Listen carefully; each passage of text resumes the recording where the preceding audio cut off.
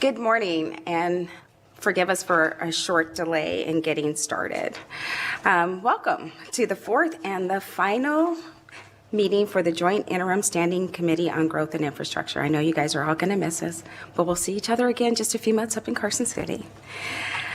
We will call our roll first, and for those members attending virtually, would you please turn on your cameras and respond when you hear your name being called. Ms. Harper, would you please call the roll? Assemblyman Ellison. Present. Senator Hammond. Here. Senator Harris. Present. Assemblywoman Brown May. Here. Assemblyman Levitt. Here. Assemblyman Miller. Present. Assemblywoman Summers Armstrong. Present.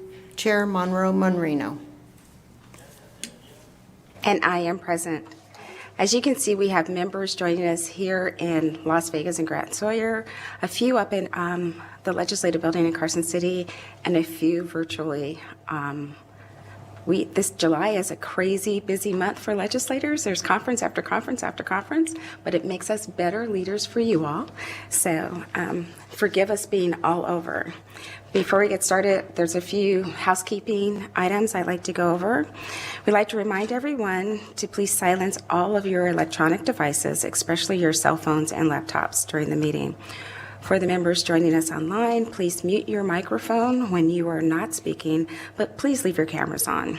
Additionally, I ask that our presenters that are on Zoom call to leave your cameras off and microphones muted until I call the agenda item that you're listed on for your presentation. The Zoom video call has a chat feature. However, this feature is only to be used for technical assistance. Any links or information that you would like to share during the presentation should be stated verbally on the record. The committee's meetings materials can be found on the Nevada Legislature's website. You can also sign up for the electronic notifications related to any activity on this committee's website. If you wish to testify in person, please sign in at the back table or leave your business card. If you do not testify, you may also want to sign in so there is a record of who is interested in a particular topic, and in the event of the committee needs to contact you in the future. When testifying in person, please turn on your microphones, hit this mic button to speak, and when you're not speaking, please turn that off. We have listeners and viewers in Carson City and online, and we are recording this meeting so that it will be available on the legislature's website. We will have a public comment period at the beginning and again at the end of the meeting. The public comments are limited to just 3 minutes per speaker.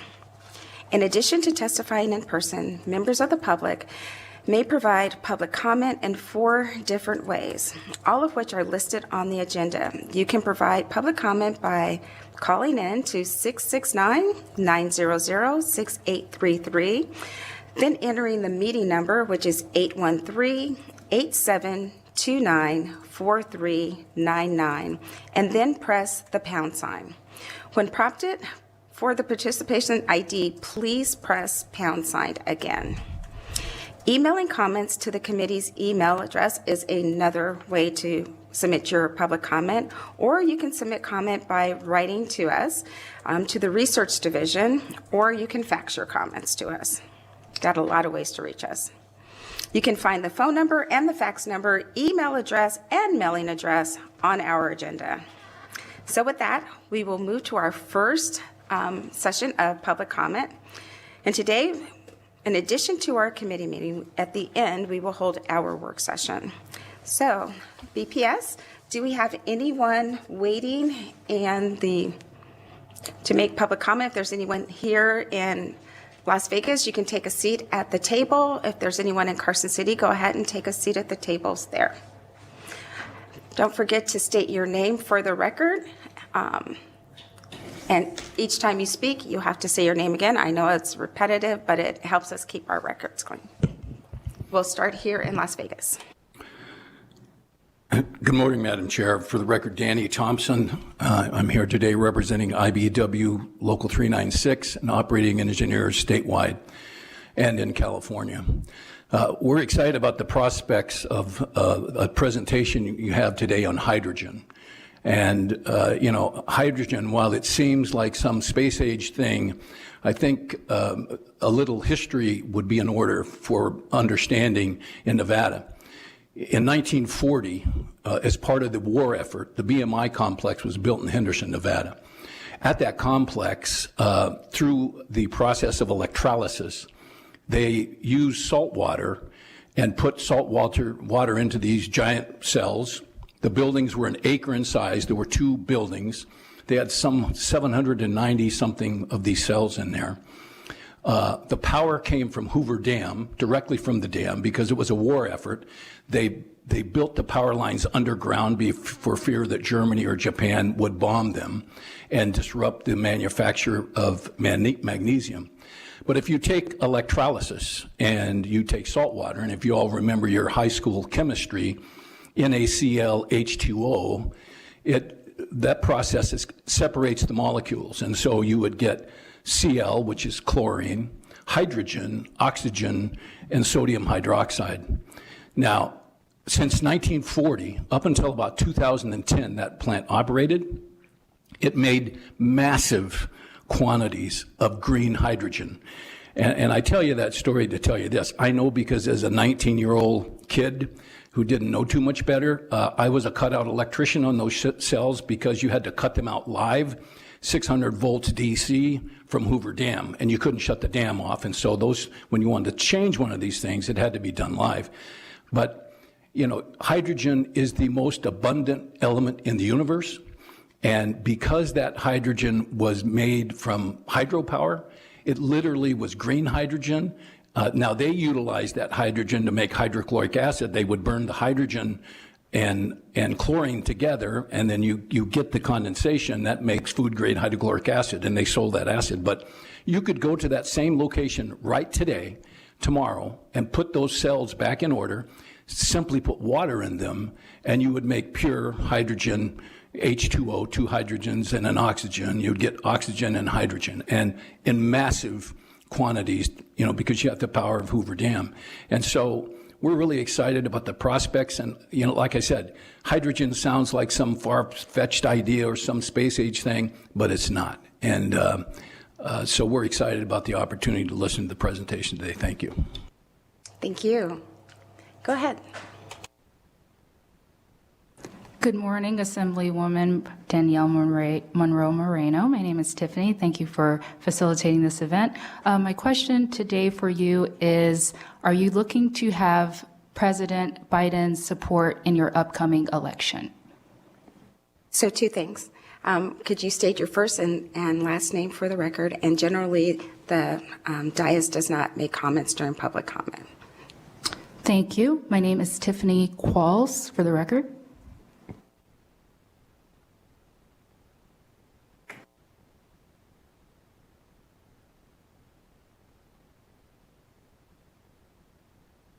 Is there anyone else here in Las Vegas that would like to make public comment? Come on up. Thank you for joining us.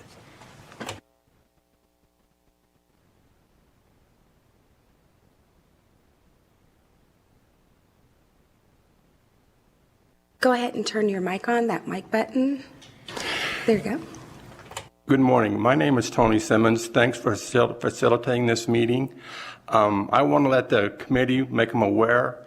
I've filed a complaint with the Public Utility Commission seeking revocation of Nevada Power and Sierra Pacific certificates of public convenience. The complaint alleges that Nevada Power and Sierra Pacific have unlawfully undercharged customer generators since the inception of net metering. This problem was first recognized in 2005. It was recognized by the legislature again in 2013. AB 428 created the predecessor to this committee to investigate that mistake. So I want to let you guys know that I have already taken steps, and I would be more than glad and testify under oath, explain the entire problem as it occurred since 1997, all the missteps along the way, so that this problem can be solved before the next legislative session. Thank you. Thank you so much for your comments. Anyone else here in Las Vegas before we move to Carson City? All right, seeing none, do we have anyone in Carson City wishing to make public comment?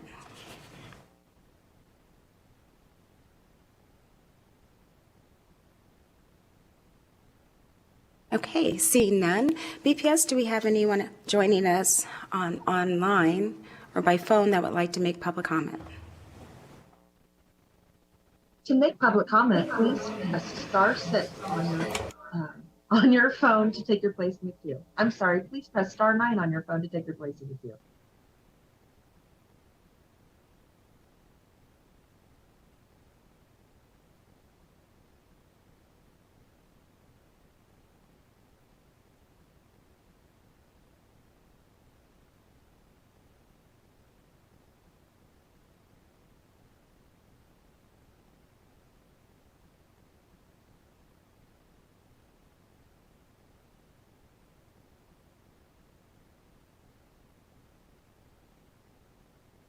Caller, please press *6 to unmute.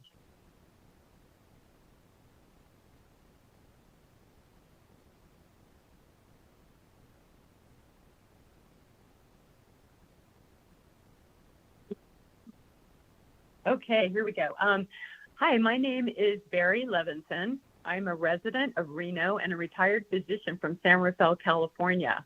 I'm also a volunteer with Sierra Club, although these comments are my own. One thing I noticed when we moved to Reno is the paucity of rooftop solar panels. I am dismayed by this, given that Nevada has the perfect environment for solar power generation. I learned that the lack of rooftop solar was primarily due to the reduction in net metering rates by the PUCN in 2015. Fortunately, the legislature reversed this with a very good bill in 2017, AB 405, that restored adequate net metering rates. So thank you. I'm currently taking advantage of this law and putting solar on my roof this year. But rooftop solar is not available to many people in Nevada. Whether they rent, can't afford to put panels on their roofs, or have a roof that is not situated well for solar panels, many Nevadans simply cannot take advantage of solar energy. They are missing out on the financial benefits over time and on being part of the transition to renewable energy. Access to solar energy is also an environmental justice issue. The Black, Brown, and Indigenous communities are most likely to suffer from increased energy burden, spending a greater percentage of their income on electricity. They also live in areas most affected by pollution from fossil fuel power plants. We must do more to provide affordable, clean energy to these frontline communities. One excellent solution is to use urban solar arrays, otherwise known as community solar. This provides an opportunity for all Nevadans, including renters and others that cannot take advantage of net metering, to access solar power. As you all know, the legislature did pass an expanded solar access bill, AB 465, in 2019.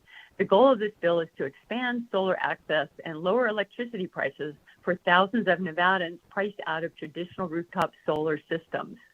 AB 465 requires NV Energy to provide for at least 3 and not more than 10 community-based solar resources. This is a pilot program to see how community solar can work in our state. 3 years after the passage of AB 465, NV Energy has only one operational community solar site at the Mojave High School in Las Vegas, with 2 other sites under construction, planned for completion late this year or early next. One is in Reno and the other is in Las Vegas. While this may be considered progress, it is not extensive nor fast enough for the people suffering right now with high energy burden. It is also too slow in helping Nevada quickly ramp up its supply of renewable solar energy and reduce its use of fossil fuel power production. I am asking the Nevada Legislature or the PUCN to hold NV Energy accountable to quickly expand this program to the maximum of 10 community solar sites allowed in AB 465. And move from there to expanding to much more community solar in Nevada. The climate emergency is now, and we must address it in a speedy and equitable manner. Thank you very much. Thank you for your Chair? comments. Sorry. No, I'm sorry. The public line is open and working, and there are no more callers. Thank you. So with that, we will close this section of public comment. And again, we'll have another opportunity for public comment at the end of today's meeting. We'll go on to the third item on our agenda, which is the approval of the minutes from the May 11th meeting. And members, you have that, the minutes in front of you. I know a few of you are substituting in for some of our committee members who couldn't be here, so I hope you've had an opportunity to review the minutes. Move for Awesome. approval. Second. Was that Assemblyman Ellison? Yes, ma'am. I move for the Awesome. approval and Good adoption. morning. It's been moved. I second from Assemblyman Miller. Thank you. It's been moved and second. Is there any discussion on the motion or any questions in the minutes? All right. All in favor, if you could raise your hand and say aye. Aye. Especially those that are on video. Senator Harris, we can't see you. Can you just go ahead and we're not able to hear you. Your screen is completely black. So there you are. We can see you. All right, so that moves unanimously. No opposition. That takes us to our next agenda item, and it's a presentation on the findings of the Southern Nevada Strategic Infrastructure Development Working Group. We have Mr. Sanchez, who will be joining us from GOED. He's a Deputy Director of Economic Development, and Mr. James Hume, the Director of Public Policy and Government Affairs at GOED.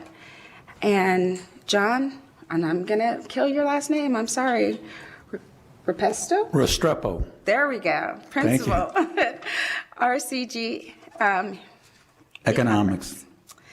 So, gentlemen, the floor is yours for a presentation on the working group that was established to bring the regions and organizations and stakeholders together to identify infrastructure projects that will enhance the growth of new industries, build strong long-term sustainable job growth, and growth across sectors throughout the region. Transportation is a key sector. So, good morning and welcome to Growth and Infrastructure. Good morning, Chair. Thank you. Chris Sanchez, Deputy Director, Governor's Office of Economic Development, for the record.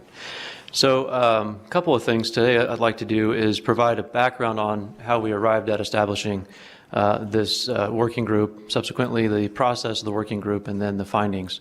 Please keep in mind that the overall report is about 100 pages with an executive summary, which we have left copies with the committee staff to distribute to the committee members and can be found on our website at goed.nv.com. And we're happy to answer any questions that may arise. In terms of the presentation, so I'll start with, let me get my awareness here with this thing. Okay, perfect. So to paint a picture, so one of the things that we're looking at in economic development is what we call the Megapolitan Clusters. This is out of the Brookings Mountain West research of kind of where Southern Nevada fits into the broader picture of the Southwest. This is important for us to consider because it helps us kind of clue in to understand where freight is moving, where people are moving, and economic development at its core is being able to move goods and people and do so efficiently, especially when it comes to infrastructure. And so we kind of view things through the lens of these three megapolitan regions in economic development. Oop. Looks like I have lost. Oh, here we go. Perfect. I think it's back. Nope. Well, it seems I've lost my slides. So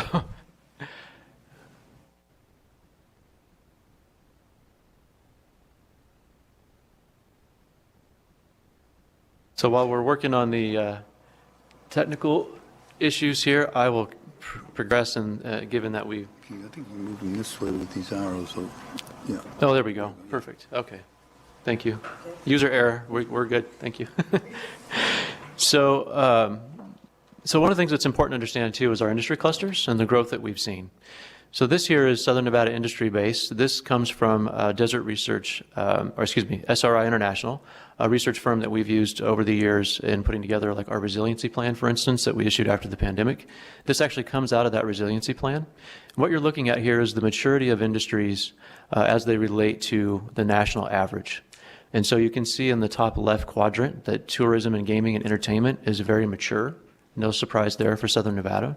I think what's probably most interesting here is the rise of logistics and operations. And if we had pulled a similar slide about 2 years ago, you would see logistics and operations probably hovering around that 0.0 to 0.5 range. But post-pandemic, we see a tremendous growth. And this kind of gets at why we set up this committee. So we recognized coming out of the pandemic that we had seen a 10 years growth in e-commerce in the Q2 of 2020. We had been getting a sense from industry that the idea that companies were needing to be more responsive to their customers. We're looking at putting facilities into the central part of the country as well as the west. And I'm sure the committee over the years has heard about reshoring. That became more pertinent as we were coming out of the pandemic because of supply chain challenges, but also because more recently of what's going on with the Ukraine and Russia and the stability factor there. So, but the takeaway from this slide is that we have growing industries in Southern Nevada to include health and medical services, and the logistics and operations is growing quite rapidly. No surprise as you'll drive around the valley and see North Las Vegas and Henderson and the growth that's occurring there.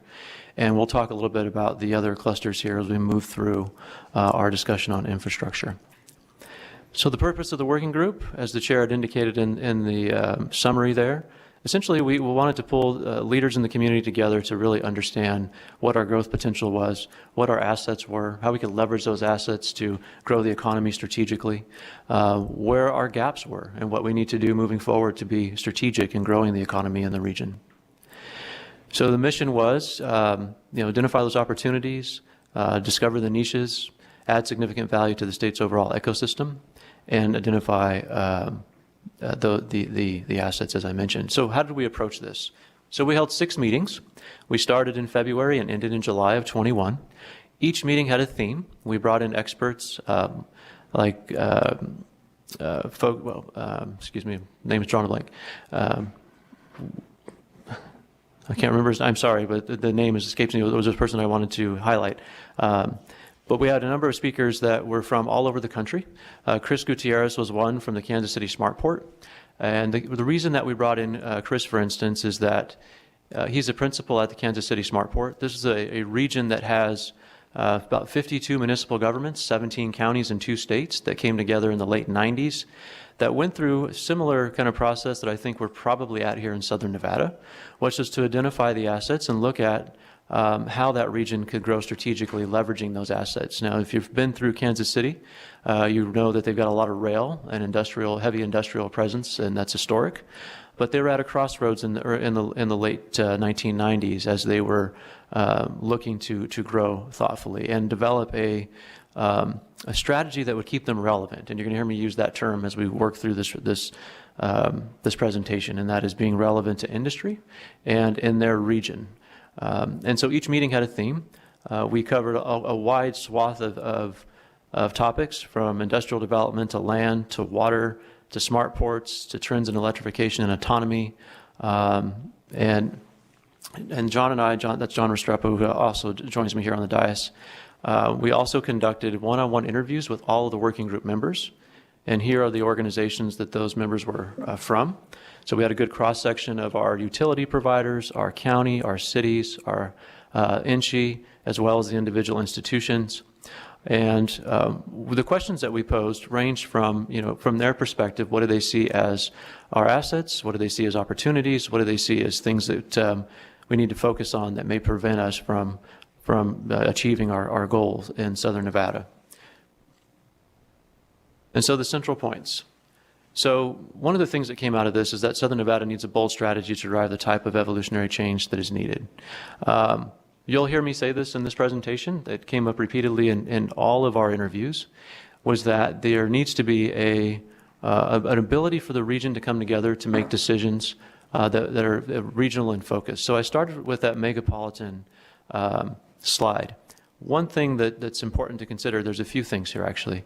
So if you consider the Inland Empire, for instance, think of the Port of Long Beach, the Port of LA. There's about 2 billion square feet of warehousing space there, but they only have 1% of that available. So they are at capacity. They are experiencing about 10% growth annually, 5 to 10% is expected this year. And that is 20 and 21, we're over 5% growth. They have gotten into a strategic partnership with our friends in Utah at the Utah Inland Port Authority, where in the long term, they envision being able to move freight from the port to Salt Lake City that would then be distributed across the Intermountain West. And we see development occurring rapidly in our surrounding states. And so this idea of a bold strategy is one that we think needs to be informed by a real good understanding of what's happening around us and how the region fits into the greater Southwest and the trends that are happening in California from a policy standpoint, as well as in the states that I mentioned in Arizona and Utah. And so, how we grow and the strategies that we put behind that growth, it matters across all jurisdictions of government here in Southern Nevada. So one of the things that's an advantage to some extent is that we are not, all the infrastructure in Southern Nevada, I shouldn't say all, most of, is relatively new. We don't have 150-year-old infrastructure in the ground that hinders our growth or requires large capital expenditures to modernize. And so that is an advantage. Of course, there also cuts both ways in that we don't have infrastructure in key areas of our valley because we were opening those up for development for the first time. But that allows us to think about things in terms of new technology and new trends in infrastructure and how, frankly, we may be able to leap, because we don't have legacy infrastructure, to the most technologically advanced infrastructure that exists today and look at how that could be a differentiator for our region and help keep us competitive long term. One note, and this will probably come up again in this presentation, but one of the things to think about is water.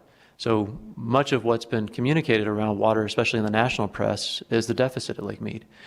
But the hidden story here is that Southern Nevada Water Authority and the Las Vegas Valley Water District has done a tremendous job in reuse and recycle. In fact, they're a leader globally, not just nationally. We don't tell that story often enough, and we should. And it's for us, an economic differentiator and an asset. And so we should be thinking about how we can export that knowledge base, how we can help the surrounding Colorado River Basin states and signatories to the Colorado River Compact better utilize that resource by drawing on that expertise that we have here. And so this early adopter of technology piece kind of ties into that, because SNWA tests new technology in real time on the existing infrastructure, which is very unique because it's a very risk-averse industry, as you can imagine. Second point, Southern Nevada is not using a standard regionally adopted planning model for forecasting. So one of the things is, we, like many regions, we have multiple jurisdictions, a lot of research being done, a lot of planning being done. This happens at the state level as well. And one of the things that came up repeatedly is the ability to reduce barriers and silos and start to look at things more holistically and pull resources where we can and help kind of reduce duplication, but also arrive, I think, at better decisions because of more readily available data and modeling.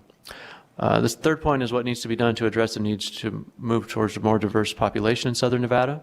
So one of the things that was very important as we thought about the structure both of the committee and our dialogue with everybody was in looking through the lens of all of our communities and understanding where each of our communities currently is and what we may need to do to help all of our communities be successful and achieve their goals both at the community level and regionally. And I'll talk more about that.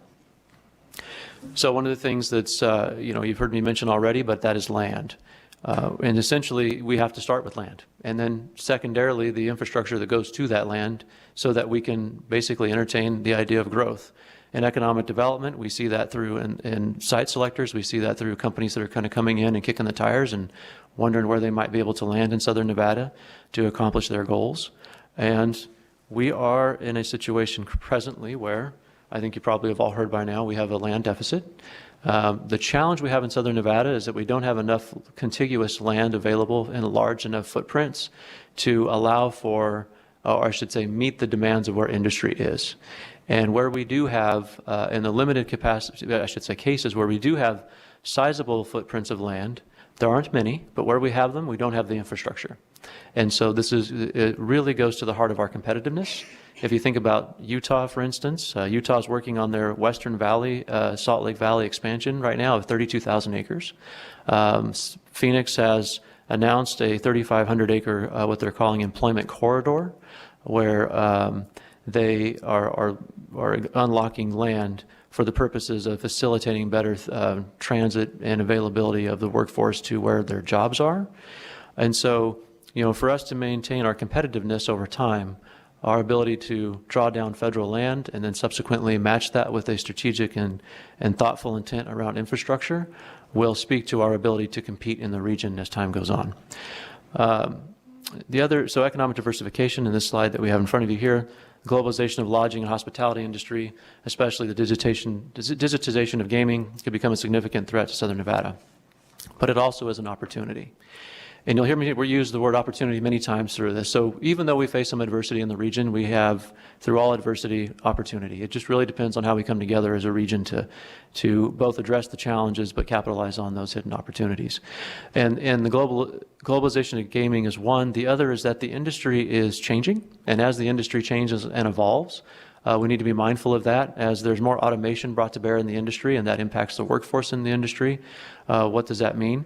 It also means for us that the tech worker, if you will, that supports those software systems, those robotic systems, those autonomous systems that support our primary industry, will also have transferable skills that can help with our high-tech manufacturing industries.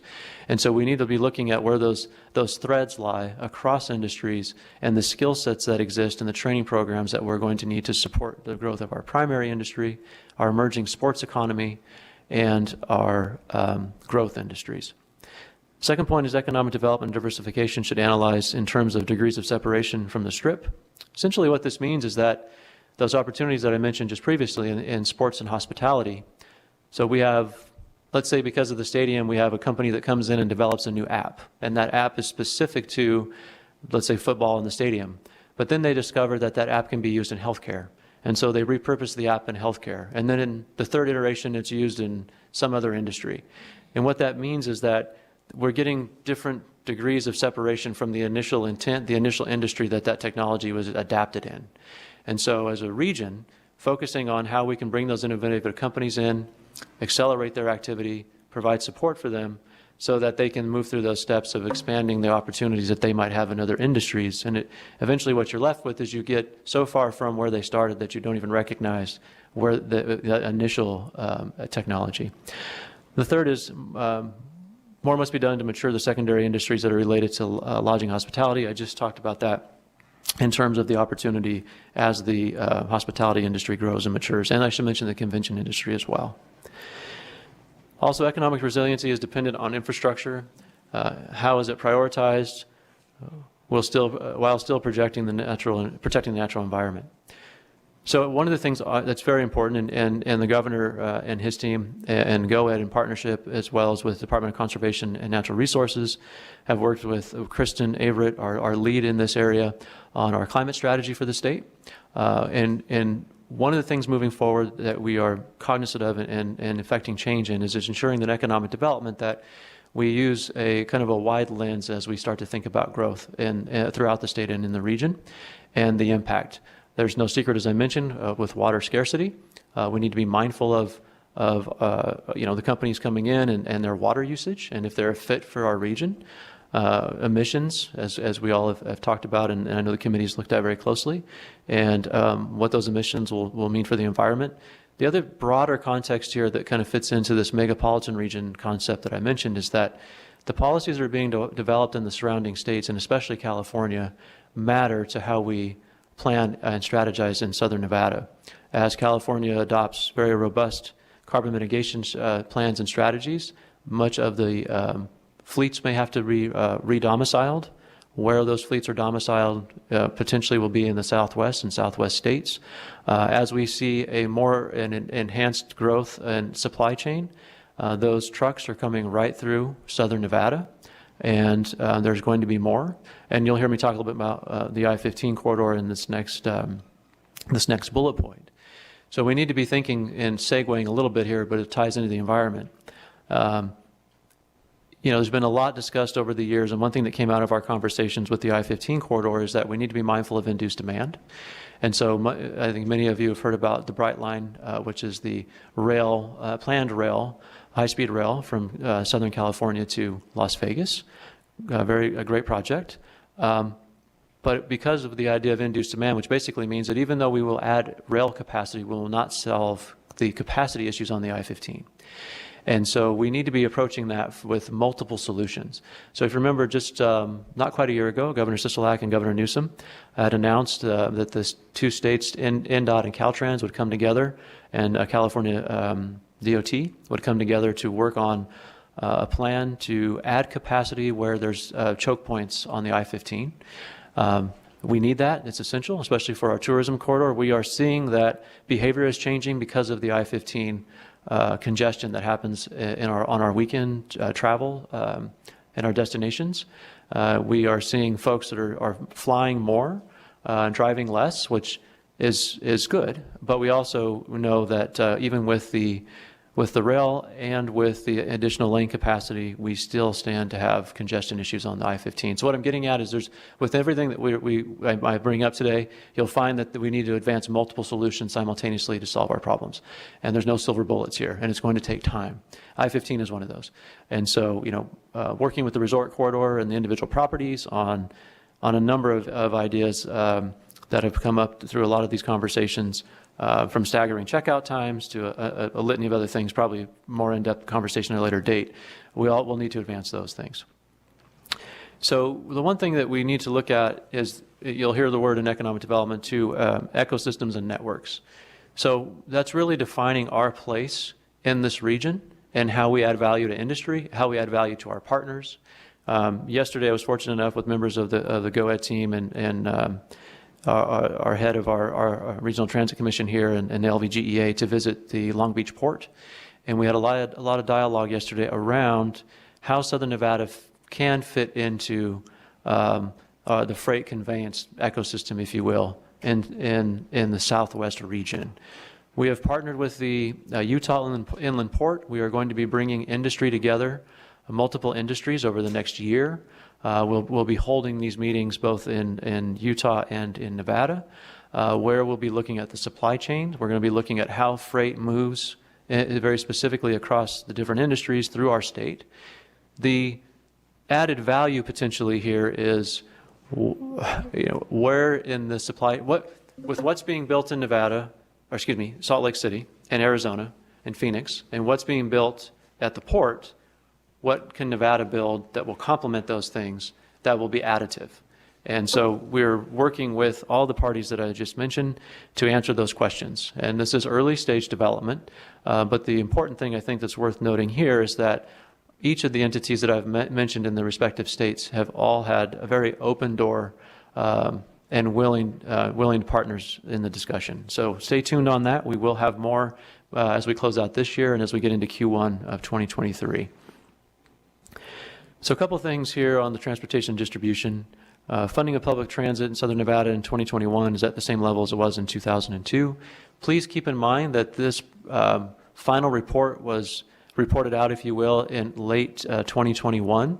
The administration had not yet passed the Infrastructure Investment and Jobs Act, which brought to bear about $1.5 trillion in infrastructure investment and a significant plus up to formula funding, as well as about 32 new grant programs that spanned Department of Transportation, Department of Energy, and Department of Commerce, as well as other federal agencies, including the Federal Railroad Administration and a number of other entities that channel grant funds into the state. So there's a lot more resources available for both transit and infrastructure as it relates to what would fall under NDOT's jurisdictions. But at the time of our working group, these statistics held true. And I thought that they were worth noting. NDOT currently has a $530 million annual budget shortfall. Where we see this, and I know the committee hears a lot about the shortfalls and the budgets and the numbers, one of the things that we, in our focus on planning both at the state level and in the regional level is starting to align kind of the capital budgets around where we're seeing the most growth in the state and our regions, so that we have, flyovers in Henderson that are ready when our infrastructure, when our warehousing and distribution centers are finished. Just matching that infrastructure with the speed and rapidity that we're finding the development community investing in and building out our region. I talked about induced demand already. Minimum parking requirements came up. This came in the context of mitigating congestion, which will impact our ability to meet our carbon mitigation goals.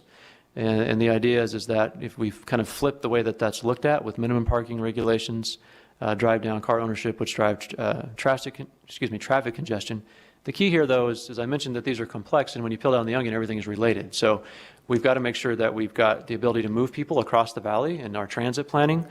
We see migration from North Las Vegas over to Henderson, and that's going to continue as we have more warehouses built in Henderson, and we have Haas automation coming over time here. They're not built out yet, but that it will be a significant job generator for the valley. And so making sure that folks can get to work and they can do so effective and efficiently. And we will be working and already having these conversations with our private industry partners that are both coming to the state and have landed here in the region. A large share of Southern Nevada's workforce, we just talked about that. Autonomous driver assisted trucks. So one of the things that we looked at from a technological standpoint was autonomous driving in trucks. It's interesting that one of the things that came out of all these conversations, and this is kind of a case in point, and this bullet point is that trucks are unlikely to be viable for the foreseeable future because of potential payload liability risk. But there are other issues. The way that I think about autonomy, I think about electrification and some of the other technologies that are kind of in the news almost every day, is that, and using the same metaphor, we've got to peel back the onion to see where we should start. What type of enabling infrastructure do we need to put physically in the ground now or bring into the state or bring into the region that will facilitate the utilization of those technologies as they mature? And that's working with private industry and the companies that are here and those that are looking to come in to understand, smart city initiatives like the City of Las Vegas is pursuing and working with Aptiv and Motional. How are those vehicles going to communicate with the infrastructure? What do we need to invest in now to make sure that that infrastructure that we are investing in is relevant in 5 and 10 years, and we don't have to go back through and spend a lot more money to bring it up to par? So when we think about, in the context of the discussions that we had with the working group, it was kind of getting at that level of discussion. Where do we really need to be focused now to talk about? So it's not so much the platform or the cool, great new vehicle on the road or the platform flying in the sky. It's the things that underpin our ability to make those things happen. And that will be the added value to industry. One of the other things that came up is the possible to create a separate highway lane for trucking industry. I included this in the bullet points because you'll see it in the report, but it also came up in multiple conversations, and that is the idea of electric highway from California to Nevada. It's interesting. I'm not an expert, and I should have started with this. With any of these, I'm kind of surface level in all these things. But as you talk to experts that are in this space, it kind of goes back to what I just referenced, which is that we got to know where we start to enable these things. And going back to the idea that we need to think about how we can facilitate greater mobility along the I-15 corridor, this perhaps could be a solution. But there are a lot of, I think, immediate things we can do in the short term that may support a grander vision like this. I'd mentioned the flyover exits already with respect to Henderson as an example. So at this point, I'd like to turn over to John Restrepo. John, RCG Economics Principal, was our technical lead during the working group, and I'd like for him to discuss a bit of the recommendations that came out of the process. Thank you.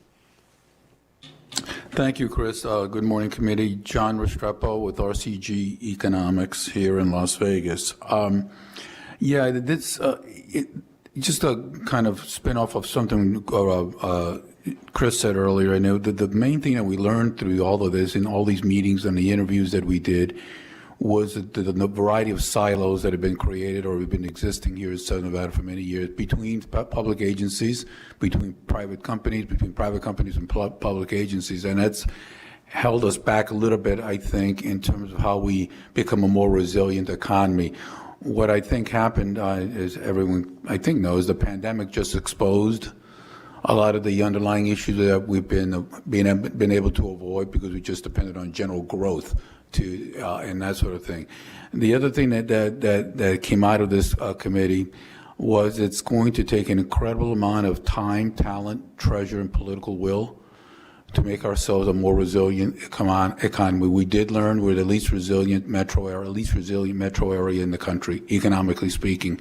And now we're dealing with the land issue, which Chris touched on, and even equally, if not more importantly, the long-term drought, climate change-related drought issues, and how we're going to deal with that, and how we work with the states around us. We can no longer just view ourselves as an isolated community in the middle of the desert. We are part of the ecosystem, as Chris calls it, the Western United States. And the West is seeing a lot of challenges, facing it from fires to drought to cost of living, all those sorts of things. And so one of the things that we thought of when we did the study for Chris and coordinated all these activities and meetings is how do we most effectively move forward in this issue of infrastructure coordination and development, and not only physical infrastructure, because I think one of the things that came out of this meeting as well is that we have the issue of human infrastructure, jobs, quality of life, wages, all these things were talked about by a lot of the folks we interviewed, in addition to the traditional roads and bridges and things like that. So how do we address these social infrastructure issues as well over time? And so one of the things that we thought of the most effective way to do it, among other tools, is under SB 430, the Infrastructure Bank, is that to establish a working group, a technical working group that will report to the board of the Infrastructure Bank. And this technical working group would have maybe 9 to 15 people. Doesn't have to be big, but the important part would be the expertise. And so we thought folks in urban planning, transportation, public works, real estate development, because sometimes we don't talk well to each other from the development side with the public sector folks, conservation groups, the construction industry, civil engineering, to understand the technical, physical constraints of what we're talking about here, and then economic development folks. And how do we target industries, and what industries do we target in the context of becoming more resilient over the long term? And underlying a lot of this, and Chris touched on it earlier, is what's happening as the economy becomes more driven by automation, AI, and robotics. There were a number of studies done pre-pandemic by universities looking at the issues of automation and its expansion around the United States and its effect on job markets. And in a number of these studies, in Las Vegas was one of the metros that was looked at because it's an important metro area around the country, that 50 to 65% of the jobs that existed in 2018 would not exist by 2035. So how do we deal with that as part of a long-term planning? Because that is a form of our infrastructure and an expanded view of infrastructure in terms of the social infrastructure. So there's a lot of things ahead of us that we have to deal with and a lot of coordination with the other states. So we think establishing this working group to do that would be a pretty effective way to make sure our voice is heard in other states and that we are using our dollars and public dollars as best we can and most effectively. And that's my presentation for today. Thank you. Chris Sanchez for the record. So one of the things to update the committee on is, I'd mentioned that this report was issued in the end of 2021. Of the $540 billion that was included in the Infrastructure Investment and Jobs Act, a portion of that went to the Economic Development Administration for a new grant program, or a series of grant programs, one of which was the Build Back Better Regional Challenge. And so the Las Vegas Global Economic Alliance, or as everybody knows, our local economic development authority, pulled the region together and put a series of projects forward in applying for that grant. The first instance of the application was around $79 million. We received feedback from EDA, and as did all the 60 finalists, and it's worth pointing out that there were 529 applications, and this region was one of 60 finalists that made that first cut. And they asked us, they being the EDA, Economic Development Administration, asked us to cut that down to about $45 million. And so what you see here is the pre and post of that cut. And basically what we've done is focused on high-tech manufacturing, brought together And when I say we, I mean the region. And it's worth noting that LVGEA did a tremendous job in bringing together the community and all the jurisdictions to arrive at these projects. And they kind of serve as a barometer of the things that we need moving forward in the region very specifically. But the Growth Collaborative is focused on at LVGEA is basically focused on keeping the momentum going around this grant and this activity. At the high level, this is all in high-tech manufacturing, both the training and the physical locations for the ability to be competitive and bring in additional industry to grow. You'll see City of Henderson and CSN as partnerships. I'll highlight that initiative, which is a physical site for training. It's a workforce training. It's tied in specifically into the work that Haas Automation, that I mentioned, will be doing in Henderson to make sure that we're training that workforce. CSN has a very robust plan in having multiple facilities like this across the valley. Timber, about the final decision of EDA, whether or not we receive the $45.9 million we requested or some variation of that. But it's worth noting, I think, that this is potentially coming to us by the end of the year. So that concludes my presentation, and happy to answer any questions the committee may have. Thank you. Thank you so much for the presentation. Members, any questions for our presenters? Something, Levitt, go ahead. Thank you, Chair. You covered a lot. And so, like, questions kept popping up as a new topic came up, and I was almost like, could you stop on that topic and let's ask some questions, and then you can move on to the next one because I didn't want to, and then with Mr. Restrepo's recommendations, it kind of answered some of them. With your working group findings, the first thing that came to mind is the land issue. And when you were discussing this with this group, what is your plan to or recommendations to draw down more federal land? Because it seems like, you know, if we're going to diversify our economy, which we scream diversify our economy, you need the land and you need the growth and you need the development to do that. And so is there some recommendation or plan to draw down that federal land that's currently not there? Yeah, thank you for the question. Chris Sanchez for the record. So yes, I mean, historically this has been done through lands bills that we've had at the federal level. I think we as a community need to come together and really kind of think about what's needed, and kind of referring to my earlier comments about defining kind of our place in the broader Southwest, and that value proposition is really important and how we fit in to both what industry is looking for right now. What we see at GOED is that there's a window of opportunity that has arisen nationally, and you see this in the announcements of companies and states announcing new development. And so for our competitiveness, we need to figure out how we're going to bring more federal land, draw down that land for development. And then, the timelines are important because that window that I mentioned is not a long-term window. Perhaps we've got 2 years left. And so the one thing we do have to our advantage, though, that I should mention is that the availability of, let's say, 900-acre plus parcels nationally is limited. And so when we think about like Apex, for instance, and the pad that exists out there, which is just over 900 acres, getting infrastructure where we have the land assets is important right now as well. So if I were to think about this in a nuanced way, I would say we need to look at infill and what opportunities we have in infill in the valley. We need to look at the current land that is available and make sure we've got infrastructure and have a plan in place and funding in place to get infrastructure to it so that we can respond to industry. And then we have to develop a plan that the entire region can stand behind, that we can then take to our congressional leaders to draw down more federal land. And that, I think, we need to advance all those balls at the same time.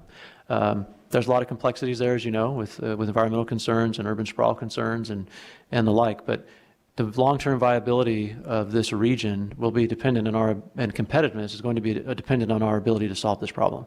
I mentioned earlier that Utah and Arizona, they're moving forward with large tracts of land. Texas is booming. We see it all the time in our site selector visits and the companies that come in and talk to us. They're looking at all those 3 states and us. And what is that differentiator now? Workforce obviously is at the top of the list, but land availability and our ability to move quickly. So do we have the infrastructure and the land, and is it ready to go? And if it's not there, and it's 2 years out or 18 months out, we basically are taking ourselves out of the running in those conversations. Well, thank you for that, Mr. Sanchez. And so kind of leading into the, or kind of a follow-up to that is we talk about water. That's been a big topic of conversation and developing when we, depending on who you listen to, we have a scarcity of water. And so, you know, how do we develop with this scarcity of water? But the other side of the coin is do we really have a water problem? I mean, I can't really get a super straight answer on it because it seems to me the facts it would suggest that we don't even use, or we put back water, we dedicate water back. We don't even, so that would suggest that we don't even use our full allocation of water that we're drawing, and that it's not really a Southern Nevada problem. It's more of a downriver problem. And so I agree with you that the Southern Nevada Water Authority, or its subsidiary, or whatever the other part of it is, has done certain things to promote conservation, and I think we've done a very good job of that. And so did you find anything while you were discussing with your working group to shed some light on that issue so we can really have an idea of what's really going on as far as water goes? Chris Sanchez, for the record, Assemblyman, it's funny, but kind of yes to all the above, right? So I find myself kind of grappling with this issue in the same way, and that is that, you know, we have done a tremendous job in conservation. We are dealing with a overall resource that over time is diminishing. So that, I think, is true. However, our ability in the region and the way that we approach utilizing that resource is basically unmatched along that corridor, as you reference.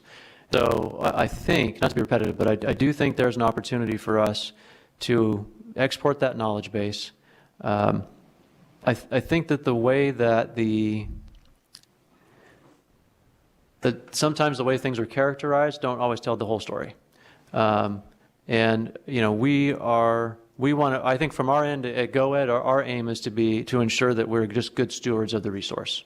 And I think that's probably where economic development ultimately ends up landing. And what do I mean by that? Well, if we have a company that's looking to come in and they bottle water and want to take it to California, that's not a good idea. Stuff like that, right? But we're going to have to be mindful of in the long-term planning. And I would, you know, I'm not an expert in this area, and I don't want to pretend to be, and I don't want to say things that may not be inaccurate. But I would say this, and that is that, you know, the Water Authority and SNWA, they've done a lot of long-term strategic planning. They've looked at kind of and projected all this out, and there's different scenarios. And those scenarios are based on certain types of action, both holistically and at the micro level locally. And I think the question that we have to ask ourselves as a region is, where are we comfortable? In those scenarios, given what we know now, where's our comfort zone? What's that mean for us? I don't mean that to be a non-answer. It's just that there's a lot of complexities in this, and the decisions that we make now are going to impact where we end up farther down that timeline. And then those decision points will pivot. So I think we need, as a region, to come together and do a little bit more work on this. And I know that that's occurring with the development community. And our office, GoEd, is working with the Water Authority very closely on this as well. Excuse me, could I add something to that if you have a moment? John Restrepo with RCG Economics again. Yeah, I've sat on and been a member of the several committees for the Southern Nevada Water Authority. They're called IRPAC, the Integrated Resource Planning Advisory Committee, citizens committee based with business and industry and individuals. And it's been very clear over the last few years and over many years now, the Southern Nevada Water Authority and the Las Vegas Valley Water District and the Henderson Water District and the North Las Vegas are all managing their water resources pretty well in terms of per capita use per day, gallons per capita per day, for example. And there are things been put in place with taking out ornamental turf and all these other things that are going in place right now all around the valley. And so there is movement in a very strategic and smart way. The challenge that we're facing is this drought is not isolated to Southern Nevada. We're part of the Western United States, and the West is suffering serious historical drought conditions. And we have two states that we're having to deal with as part of this process, particularly Arizona and California, and have large agricultural interests. And those agricultural interests are very powerful because, they produce food and they produce hay and alfalfa for livestock. And so they have a lot to say about how the water is used and where the water is going and what's going to happen. So that's why, as we mentioned earlier, an integrated Western U.S. response to whether it's infrastructure, whether it's water, whether it's land, whatever it may be, is really critical. And so, understanding that is really important. And one final thing I'll say, which is really a number that struck me recently, 70% of the water that is used in Lake Mead is used for agriculture, mostly in California, secondarily in Arizona. And 70% of that 70% is used for alfalfa and hay to feed cattle and horses and sheep and pigs and things like that. It's not almonds and tomatoes and all those sorts of things. It is part of it, but it's largely an issue of how we manage our water resources for agricultural uses and how much meat we eat and all those sorts of things come into play. So it's a much bigger global kind of thing of how we're dealing with things. And that's just wanted to add on to what Chris said. The only other thing I failed to mention earlier in his working group, the other members that we're recommending in addition to the private sector, as I said earlier, are folks from GOED and from the legislature. I apologize for that. Oops. Assemblywoman Summers Armstrong. Come back down to you. Assemblywoman Summers Armstrong, did you have a question? Go ahead. Thank you, Chair. Yes, I do. Ooh, that's a horrible. Okay. So when I was reviewing the slides, I just want clarification that most of the transportation funding that you're looking for has to do with expanding roads, right? Asphalt between California and Nevada. Is that correct? Chris Sanchez for the record, thank you. So yes and no. So that's part of it, but there's also the investment in transit networks throughout our valley to make sure that folks can move back and throughout the valley efficiently and effectively to get to work. So it's not just an investment in physical roads. It's the networks to support. It's to support the networks for people to move more efficiently. Thank you. Are you speaking of road networks for people to get back and forth to work? Or are you speaking of other types of ways for people to get to work? Chris Sanchez, for the record, thank you for the point of clarification there. So I'm thinking about mass transit, like bus systems and I know light rail has been talked about many times, but the physical platforms we need to move people. And so whether that's the monorail or boring company or whatever it may be, but just the planning around facilitating getting folks to where they can work. Okay, thank you for that clarification. It's still in your presentation, it seems to be mostly centered around the California-Nevada sort of thing.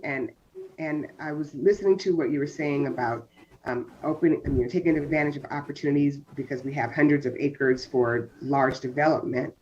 I'm wondering if you all have talked to people outside of this particular group of folks that you list above about how this will also affect our housing situation and how all that is going to be, the nexus, the connection between them. Because if we're growing industry, which it appears we need to have more diversification, we also are going to have more demand for housing, which is, historically more expensive than people can afford.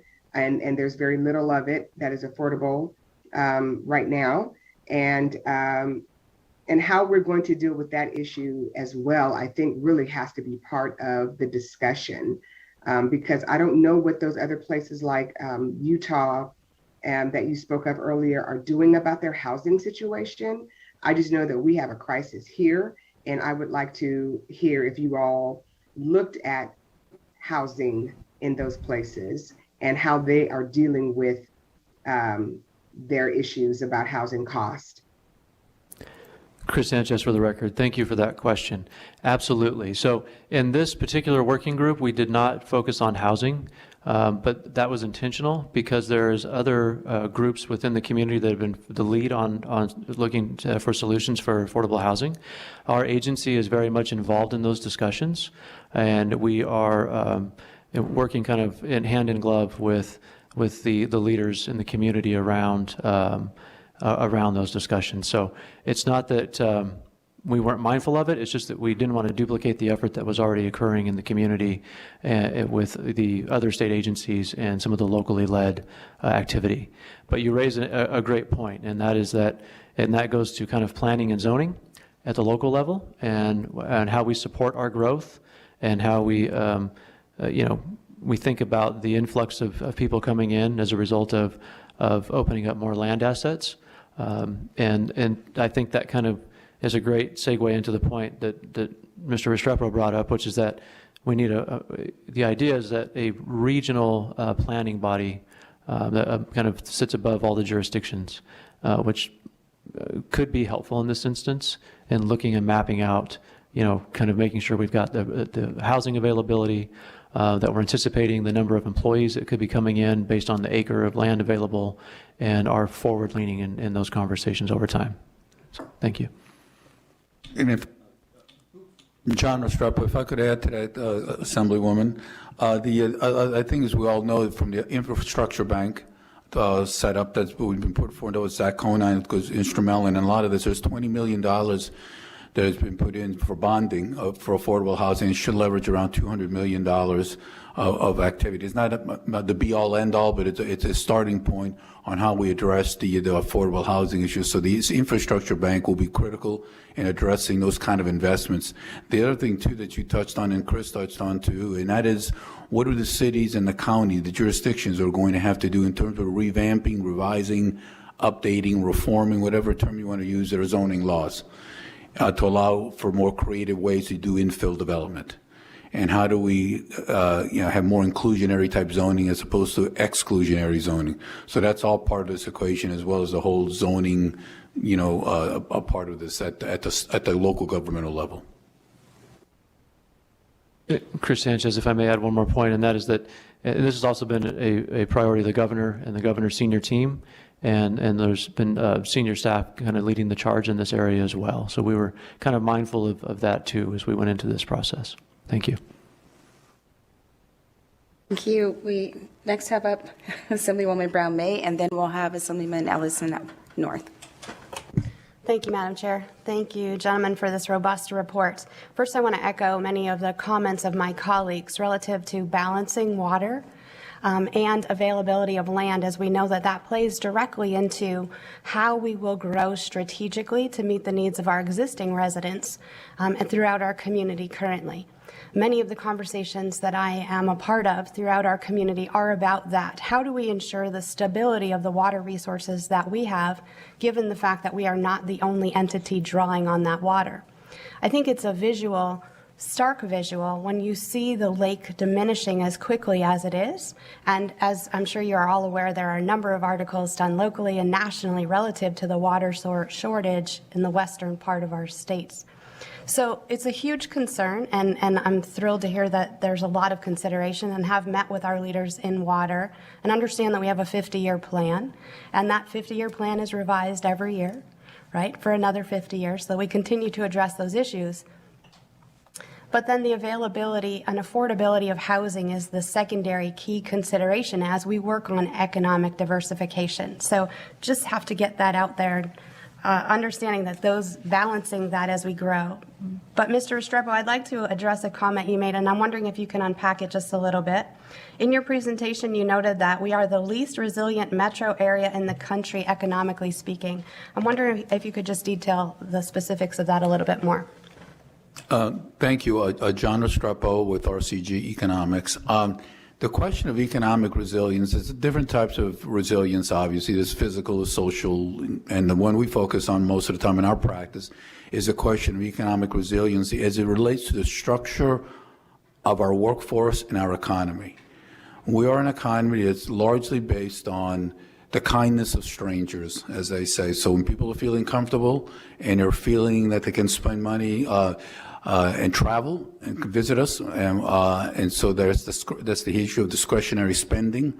We are a discretionary spending-based economy. So the reason we get hit so hard after every recession, but the Great Recession was a great example, not to sound too redundant, and what's happened here with the pandemic recession is when people quit spending money for a variety of purposes, whether they're closing businesses, casinos, things like that because of the pandemic, or they're feeling uncomfortable nationally with inflation or maybe recession fears, whatever that may be, that consumer confidence is a huge driver of the health or vice versa, the challenges we face here in Southern Nevada. So when we speak about resiliency, at least from an economic standpoint, is how our job workforce is structured, what we pay our workforce, and what are the industries that are the industry that's driving our economy here. It's a different story up in Reno, which is much more diversified, economically developed, and a more resilient, stronger economy that they have because of the types of businesses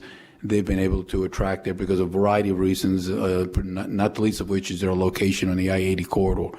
But that's what I mean by resilience, the issue of our structure of our economy.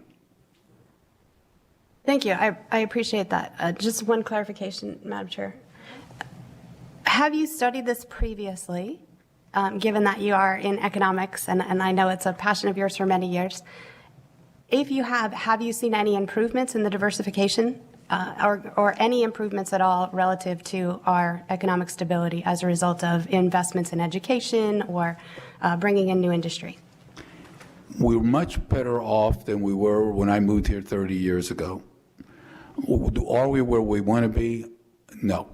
We're still behind the schedule a bit, so to speak. We have, unfortunately, and I think maybe it's changed this time a little bit in terms of our mindset here in Southern Nevada. As soon as things start getting a little bit better in the economy, we kind of forget about the hard work that requires that diversification and economic development require. And so, unfortunately, we kind of forgot the lessons of the Great Recession pretty quickly after things started getting better in 2014, 15, 16, 17, 18, until the pandemic. This time, I think I'm hearing a lot more serious discussions by the business community, by our leaders, political leaders, public leaders, and business leaders, that, oh wow, this we are challenged and we have to do something different now. We can't fall back on waiting for the next resort to be built, so to speak. And so I think we've made progress, but there is a lot of work that needs to be done, and not the least of which is not the subject today, but it's part of this discussion. It has to be. What does our tax structure look like? Does our tax structure emulate a resilient economy? Does it have to be revised and changed or reformed? And I'm not suggesting higher taxes, but what do we need to do there in terms of providing the funding to make public funding to be a more resilient economy? Does that answer your question? Chris Sanchez, for the record, if I may. Thank you. One thing I can extrapolate more on is the slide I just went back to, which is this idea that we have these emerging industries. And I'll provide this additional material to the committee so that you have it. But it's pretty fascinating to see that over the short term here in the last 2 years, we've seen a significant increase in the jobs available in warehousing and distribution. And you can almost see it kind of in our charts, kind of right out of hospitality. You can just kind of see it carry over. That's not this slide, but I'm visualizing the slide I know we have. But I will follow up and make sure that you have that as well, because it really kind of shows a pictograph of what's happening with our industries as they're changing. So we are diversifying. The tremendous growth in warehousing and distribution that you drive by and see in the valley is having a significant impact in terms of the makeup of our workforce. But it's important to keep in mind that our gaming, hospitality, and entertainment industry is such a large share of our economy that even though we're growing these other aspects of our economy, you may not feel it as much because of the large share of our predominant industry. And there's still growth potential in that industry, as we were talking about with the technology focus. So, yeah, thank you. Thank you. Assemblyman Ellison, go ahead. Thank you, Madam Chair. I've got a couple small questions to ask. Number one, this study was done by Nevada governor the Office of Economic Development. But it shows also up here that you got northern Nevada, which is Washoe, down to there, and then eastern Nevada. Is there 3 studies out there or just one? That's my first question. Chris Sanchez for the record. This particular study was focused on the activity we did for the Southern Nevada Working Group. We do not have separate studies for I think you're referring to the Megapolitan Clusters slide. Correct. We do not have individual studies for the other 2 regions. But one other point there. As we look at, right now we have engaged SRI International, and we're working with them on an update to our resiliency plan. And there will be much more detail around the individual megapolitan regions in that document, and we're working on that process now. Okay, and I agree, because every one of these has got the same issues and problems that you're seeing in Southern Nevada is Northern Nevada, and you're talking about I-15, but I-80's got the same issues.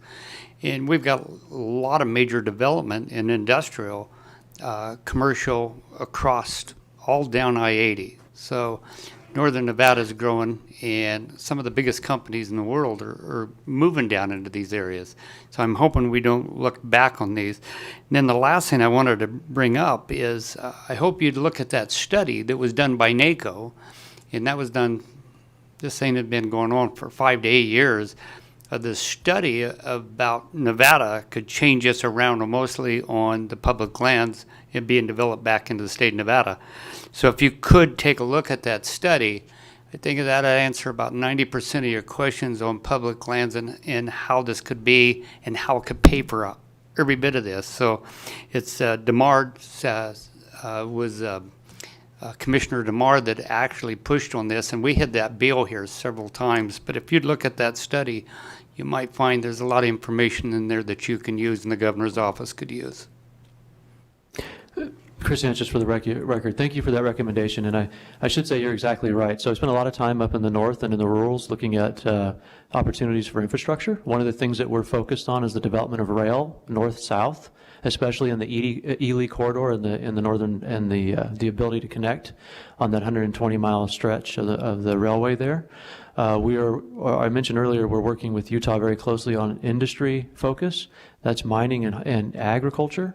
A lot of that is anchored in what we're experiencing along the I-80 corridor, and anchored in the idea that we know we're seeing a significant growth in the mining industry. And as you astutely recognize, we are bringing in potentially more acreage of development along the I-80 in the Fernley area. And in fact, I was just out there touring that the week before last. And so you're spot on correct. We've got to be equally as in tune with what's happening in Northern Nevada. And when I mentioned the ecosystems, and what I was remiss in not saying is that our state is an entire ecosystem and network, and all nodes have to be functioning efficiently and effectively within that ecosystem for our entire state to benefit the Southwest region, if you will, and industry. So how we tie in, for instance, in rail, if we were able to connect rail north and south, if we're able to utilize short lines and connect to the main lines, that's a completely different scenario for our value proposition to not only the Southwest, but the rest of the country. And so we're looking at that as well, and the impact that the growth and anticipated growth will have on the I-80 corridor in the north. So thank you. Thank you for that. Thank you very much. Thank you. I just have a few questions for you. Going back to the economic diversification slide, as we look at our biggest competitors, are they Arizona and Utah when we look at bringing in, attracting businesses to come to Nevada? Chris Sanchez for the record. Yes. So they are our competition, but also one thing I think it's important to mention is in the idea of regionalism, they are our potential partners. So when we see companies coming in, and that list, the short list, if you will, usually will include Arizona, Utah, and Nevada. Depending on what they're looking for, they may not be a competitor. There may be specific things that we have here or they have there that kind of either include us or take us out of the running. But for the most part, generally, that would be yes. But on the other hand, I mentioned this idea of these networks, and we're trying to draw closer partnerships with our economic development counterparts in each of the states. We're working with GOEO in Utah. We'll be meeting with CalBiz. We've had several meetings. We'll be meeting with them again very soon. But the idea is on the areas that will enhance kind of the entire our state and help us grow strategically in the areas that we're looking to do so. We want to do that in partnership with our sister states, if you will. Thank you. And then when there was discussion about workforce, as we do diversify our economy and bring companies in, and it may be some smaller companies that are already here that are just have the ability to grow. He mentioned some of the jobs of today won't be here tomorrow. How are we addressing that workforce and training the current workers we have to prepare them for tomorrow's job? Chris Sanchez for the record. So one of the ways we do it is through our WIN program at GoEd. And essentially what we do is we partner with our NC institutions and community colleges, and we design programs with industry. So one of the things that's important about workforce is making sure that we're preparing folks for the jobs of today and then tomorrow, to your point. And we want, in order to do that, we have to have that industry partnership, because industry is on the cutting edge. They know what they need. And oftentimes through those partnerships, they actually will bring in folks from their plants to help provide a lot of the curriculum development and the training. And then the community colleges benefit because they gain that expertise and knowledge and are able to expand that and grow those training opportunities. So again, this Workforce Innovations for a New Nevada program is how we do it at GoEd. We also work closely with INCHI. One of the things that's been important that Director Brown has done is making sure that we have quarterly meetings with INCHI to talk about, kind of what we're seeing in trends in economic development and what we think is emerging and how we can try to close the gap. We have 27,000 folks that are unemployed still in Southern Nevada. So I know there was reference to Northern Nevada, which is about 2.2% unemployment. We're at a little over 5% here in the South with about 27,000 folks unemployed. And so, we need to be mindful of making sure that we have programs in place that they can take advantage of to gain new skills if they choose to do that. And then the second thing I'll add to that is we need to make sure that those programs are spread throughout our valley so that people have access to them. Thank you. Thank you so much for those answers. Members, any other questions for our presenters? All right, seeing none, I thank you so much for today's presentation. Thank you for the opportunity. So members, as I mentioned at the beginning of our meeting, we do have a few of our members who are joining us virtually. They're kind of multitasking.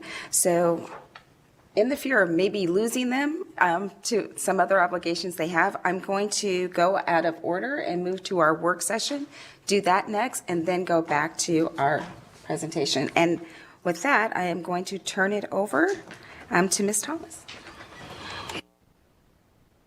Thank you, Madam Chair. Margie Thomas with the Research Division of the Legislative Council Bureau. The work session document has been uploaded to the committee webpage, and members probably have a hard copy as well. So the chair and staff prepared the work session document to assist the committee in determining which legislative measures it will request for the 2023 session, as well as other actions the committee may endorse, such as providing a statement in the final report or drafting a letter. So the work session document contains a summary of recommendations, and just so the members know, they do not the members of the committee do not necessarily support or oppose the recommendations in this document. Instead, it has just been compiled and organized so that the committee members can review them and decide whether they want to accept, reject, modify, or take no action on the recommendations. So the committee is limited to 10 legislative measures pursuant to NRS 218D.160. And the committee may also vote, again, to send as many statements or letters of recommendation or support as it chooses, and may also include statements in the committee's final report. So the first recommendation is under broadband, and it is to draft a letter urging the Department of Employment, Training, and Rehabilitation, as well as the Department of Health and Human Services, to coordinate with providers of broadband in Nevada to better identify households that qualify for affordable or low-cost internet programs, such as the Affordable Connectivity Program, and specific programs offered by providers of broadband.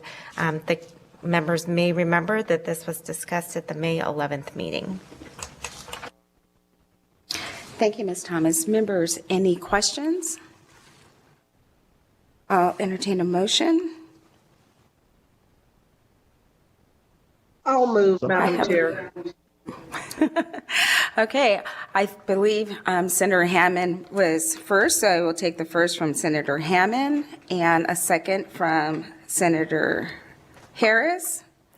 Any discussion on the motion? Seeing none, all in favor, please say aye. Aye. Any opposed? Motion carries. Our next item?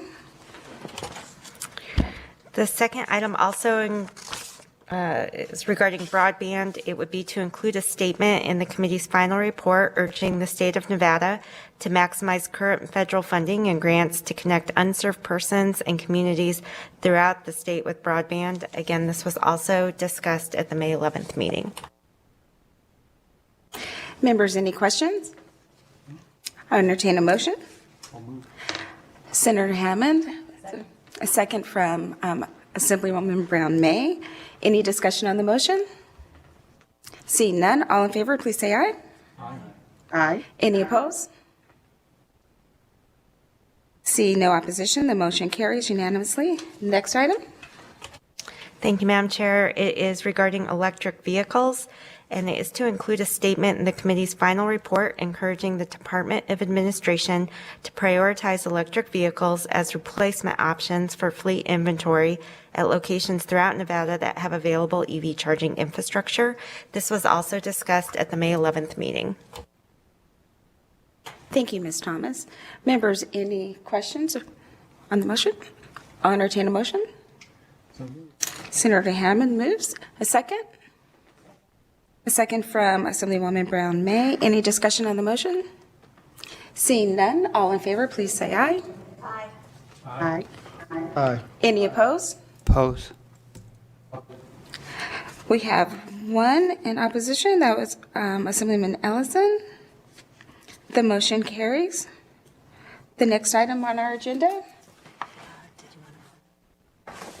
The next item on our work session agenda was a letter that was going to encourage the DMV to change the way they do appointments. And since the printing of our work session document, we have found out that they've already implemented that change. So we'll be pulling that from today's work session. And we'll move on to the next one. Ms. Thomas? Thank you, Madam Chair. The final one then is recommendation number 5 regarding school zone safety and road safety cameras. It would be to draft a bill authorizing the installation and use of an automated traffic enforcement system by a governmental entity to enforce the provisions of NRS 484B.363, which prohibits certain vehicle maneuvers within and established speed limits for a school zone or school crossing zone during certain times. This was discussed at the March 9th meeting. Thank you, Ms. Thomas. Members, any questions? A question? Go ahead. Yeah, Madam Chair, does this money come out of the federal, or is that under a grant? How does that get paid for? I can't remember. So this wouldn't be mandating, it would be authorizing the local municipalities, if they so choose, to put in the cameras in school zones. So it would depend on where they wanted to use that funding for that.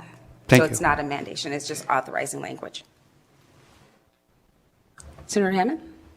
No, that's good. Assemblyman Levitt? So I don't recall this either, but so with these cameras, if they are installed, are they for a very specific purpose, or can they be used by law enforcement in any way they see fit? The way the bill would be drafted would be for a very specific purpose in school zones during school hours to protect our children. Does that answer the question?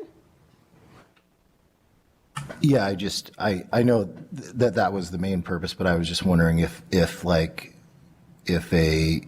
law enforcement agency needed to use those cameras to identify some other potential crime or whatever, if that was even possible for them to do so. I don't remember if we discussed it or not.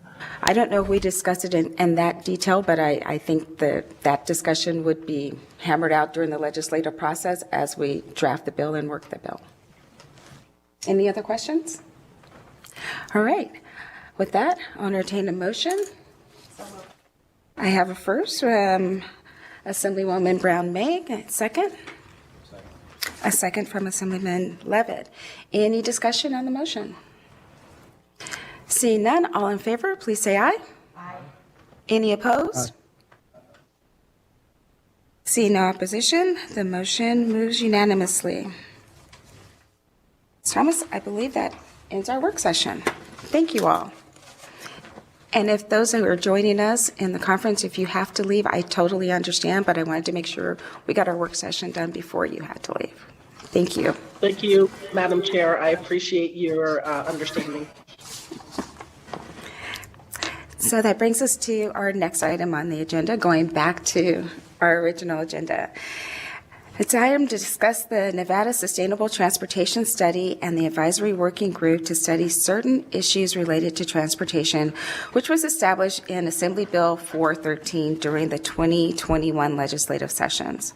Members, you may recall that AB 13 requires NDOT to establish an advisory working group during the 2021-2022 interim. The working group must consist of at least 20, but not more than 30 persons, including the chairs of the Assembly and Senate Standing Committees on Growth and Infrastructure, with the additional members appointed by the department to represent a wide variety of interests and organizations. The working group was charged with studying transportation equity, reduction in greenhouse gas emissions, and the sustainability of the state's highway fund. The department is required to submit a written report on the findings and recommendations of the working group no later than December 31st of this year, for it to be transmitted to the 2023 legislative session. So we have the director of NDOT and Mr. Jeff Doyle from the Project of Management at CDM Smith to provide information on the progress of the working group of this committee. So thank you for joining us, and thank you for your patience in me taking things a little out of order today. Madam Chair, members of the committee, thank you for having us. And I should note, thank you for having us again, because I know we've provided an update earlier during this interim. I am here, Christina Swallow, Director of the Nevada Department of Transportation, for the record. I am here to provide a little bit of background on the working group, but I'm also here with a colleague, Jeff Doyle, Project Manager at CDM Smith. As was mentioned, the funding that we're looking at specifically is primarily for the NDOT system, but this is an advisory working group, and it is a group of many stakeholders. I'll get into that in a second. And so we hired a consultant to help really lead this effort, so it wasn't an NDOT-driven effort as much as it was a community-driven effort, and that's why he's going to be here to provide the update as to where we are and what the next steps are on this study. And so, as I provide a little bit of background, and Madam Chair, you provided this a little bit, but this stems actually, I'm going to say, from SCR 3 in the 2019 session, when there was an interim committee established to look at a sustainable funding source for the NDOT system, the statewide transportation system. And during that effort, we had a lot of really good conversations, but we recognized that this was more comprehensive and a little bit greater of a challenge than what could be accomplished in that format. And so we came out with AB 413, and thank you for passing it. In this effort, as you can see on the screen, we are really looking at the needs of all users of the transportation system. We're looking at the equity of that system, both social and user equity of the system. We're looking at this in context of the state's goals to reduce greenhouse gas emissions. And we're looking at it to make sure that it's sustainable financially. Is this going to last? And then the last thing we're really looking at, and I should note, spoiler alert, Jeff's going to get into this, we were also tasked with really looking at the way land use plays with transportation. And I think we heard a little bit of that from the prior presentation as well, the impact of land use on all of the infrastructure. So we're going to, I think, actually have a little bit of a kick the can on the land use, because the committee that we comprised is really focused on transportation. And we think that might be a slightly different committee, but Jeff will get into that, I think, in a little bit. This committee, the advisory working group, no less than 20, no more than 30. We ended up right at 29 members. And those members of the working group really represent a diverse group across the state. We have the metropolitan planning organizations as part of this group. So the RTC of Southern Nevada, the RTC of Washoe County, as well as Tahoe and Carson area metro planning organizations. We have environmental agencies and organizations represented, clean energy, we have tax policy represented, tribal representation, local chambers, including Reno Sparks, Las Vegas Chamber, Urban Chamber, and Latin Chamber. We have the Nevada Resort Association. So it is really a diverse, and labor is represented. It's really a diverse group, and it's been interesting being part of this group as we've been learning together. We all came to the table with different levels of expertise on that, on transportation and transportation funding, and so we've been learning together and exploring a lot of different opportunities on how we might fund the system, which Jeff will get into in a bit. But why are we doing this? The real reason why we're doing this is, and I'm going to note on the chart in front of you, almost all of those numbers are based on since 2010. But we've not taken a wholesale look at how we fund our transportation system in much longer than that. The fuel tax has not been adjusted since the early 90s. And while we did get an increase of GST, we've not really looked at the impact of inflation, the impact. I'll note that locally in Clark and Washoe, they have added an index for inflation, but that is primarily for the local roads and local needs. So as a state, we've not really looked at inflation. We've not really looked at the impact of growth. The impact of growth in land use on how much we drive. Yeah, you can see that we're driving far more than we drove ever in the past. So we've not taken a detailed look at that, nor have we really looked at what has happened to our vehicle fleet. And this gets into those climate goals. And I think, yes, on the next slide, again, just looking back to 2010, our vehicle fleet has become much more fuel efficient. If you look back all the way to the 90s when we first set our fuel tax, it was even a higher amount that we collected on a per mile basis. So in 2010, we were collecting almost a penny per mile, like 90.9 pennies. I don't know what that is, but almost a penny per mile for every mile that we drove on the road on a fleet-wide basis based on the fuel economy. But we know that fuel economy of the vehicles is improving annually. We also know that EVs are coming in and EVs aren't paying anything into the system. And so if you look at the projection out to 2040, we would need, in order to fund the current system and only the current system, almost everybody to almost drive twice as much as they're driving today.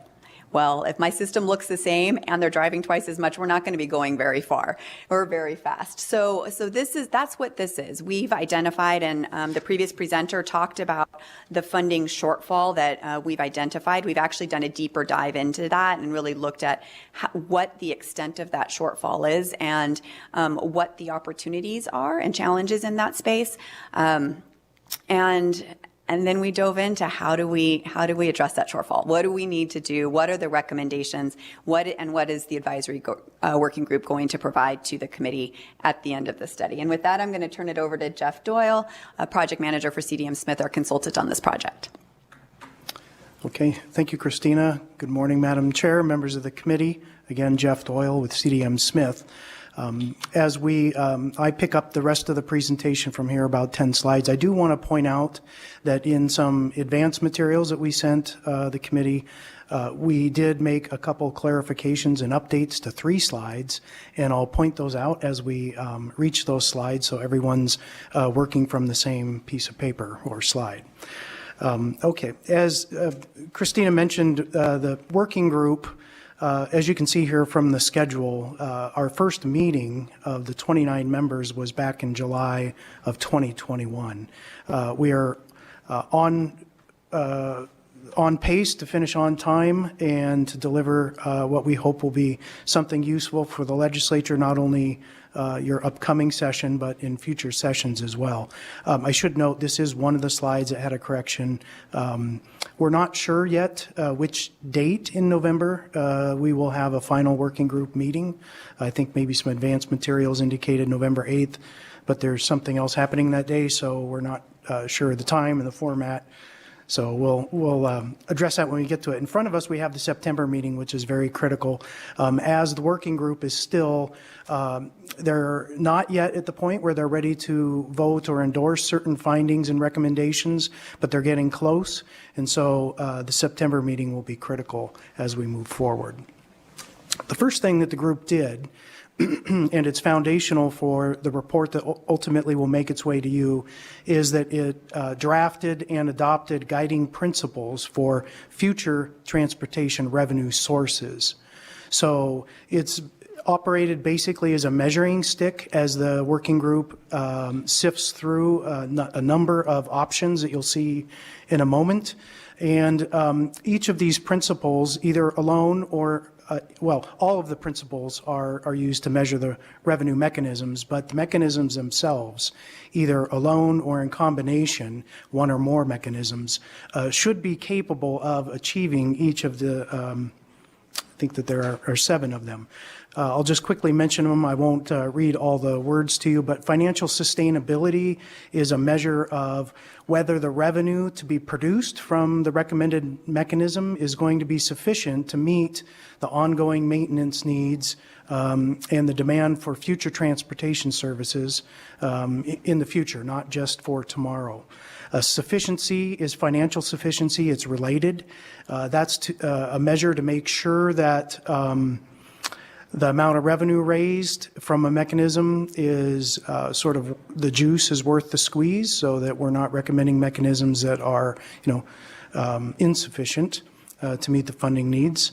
And then user equity refers to drivers of vehicles all paying their proportionate share of the impacts and for the use of the roadways. Social equity has more to do with improving the distributional impacts of the taxes or fees that are recommended, particularly to lower income households. Flexibility is a measure of the degree to which the revenue can be used for non-highway purposes. It's basically a pass-fail or a yes-no. If it's constitutionally restricted to highways, then it's considered, at least for our working purposes, inflexible. And so for the working group to meet the goals of AB 413, all modes, all users, you have to at least have in the recommendations some mechanisms that are flexible and can be used for things other than roadways. Greenhouse gas emissions is, of course, prominent as a state policy priority, so the recommended revenue mechanisms should be capable of being in alignment with those GHG reduction goals. And then finally, transparency, efficiency, and ease of compliance. Those are actually 3 separate principles, but they're all related. And you can think of it as simple to explain to your constituents, and that they can, everyone can track how the funds are collected and used, and that the methods that are used for the collection are cost effective. So with these, having established these transportation funding revenue principles, we then looked at 24 that you can see here on a screen, basically in categories of taxes and fees on fuels, gas tax, diesel tax primarily, and then fees on vehicles, which are not based on usage. It's just if you own or operate a vehicle, you have certain fees that you have to pay. Then the third grouping has to do with usage-based fees. So the amount of fee that a driver would pay is based on their use of the roadway, if it's a direct usage fee. If it's an indirect usage fee, much like the current gas tax is, then you could consider items such as a tax or a fee on batteries or on tires or even on electricity consumed by electric vehicles. And then finally, the fourth grouping, it was just various other fees that, as we assessed not only what exists in Nevada, but also what is being done around the nation, collected other ideas and threw them all into the mix for the working group's consideration. As I mentioned before, the guiding principles were really served as the ruler that we measure against to find out how each potential of the 24 or 25 how each of those revenue mechanisms performed relative to those principles. Now, the slide that I have in front of you is not meant to be read. There's far too many words. It's really just intended to be an illustration to show you one way in which the working group received information and then used it to deliberate and discuss how they felt about those mechanisms and their performance. So where you can see a red 1, the first segment is to describe here. The example being used is the GST, so it's an existing revenue mechanism. The 1 indicates the area where there's just a description of how that mechanism might work. Now, the GST is already in current law, so that wasn't hard to describe, but we do describe the way in which, at least at the time, we thought the GST could be potentially increased if the legislature so chose and dedicated to transportation. Moving back across the example, number 2 is really the quantitative assessment of the sustainability and sufficiency principles. So what that is trying to illustrate how that revenue mechanism would perform in the future compared to vehicle miles traveled. So vehicle miles traveled is, I guess, a surrogate for transportation demand, the usage on the system, how much wear and tear you might expect. And then the green line is the revenue that can be expected from that one source if the legislature implemented it in not only mechanically, but also at the rates that we just illustrated. Now, there's nothing magical about those rates. We were just trying to play around with how robust each of them were. Certainly, you wouldn't have a tire tax that was capable of filling a $500 million a year funding backlog. So this is just to help the committee illustrate that. And then finally, down number 3, this is a more qualitative assessment of how the revenue mechanisms performed. So the working group members well, first the staff put something in front of them to react to, and then we had thorough discussions on pretty much each of the 24 or 25 different options and how they felt that they would perform on those principles that you see listed across the bottom there. From that, and I should note, this is another slide with a change. It used to say 5 remaining options for analysis and consideration. Actually, when we looked at it more carefully, we would now like to call it 6 remaining revenue options for analysis and consideration. And the difference is an earlier version didn't quite articulate where we think the working group is right now in its interest for a fee on electric vehicles, and I'll talk about that in a moment.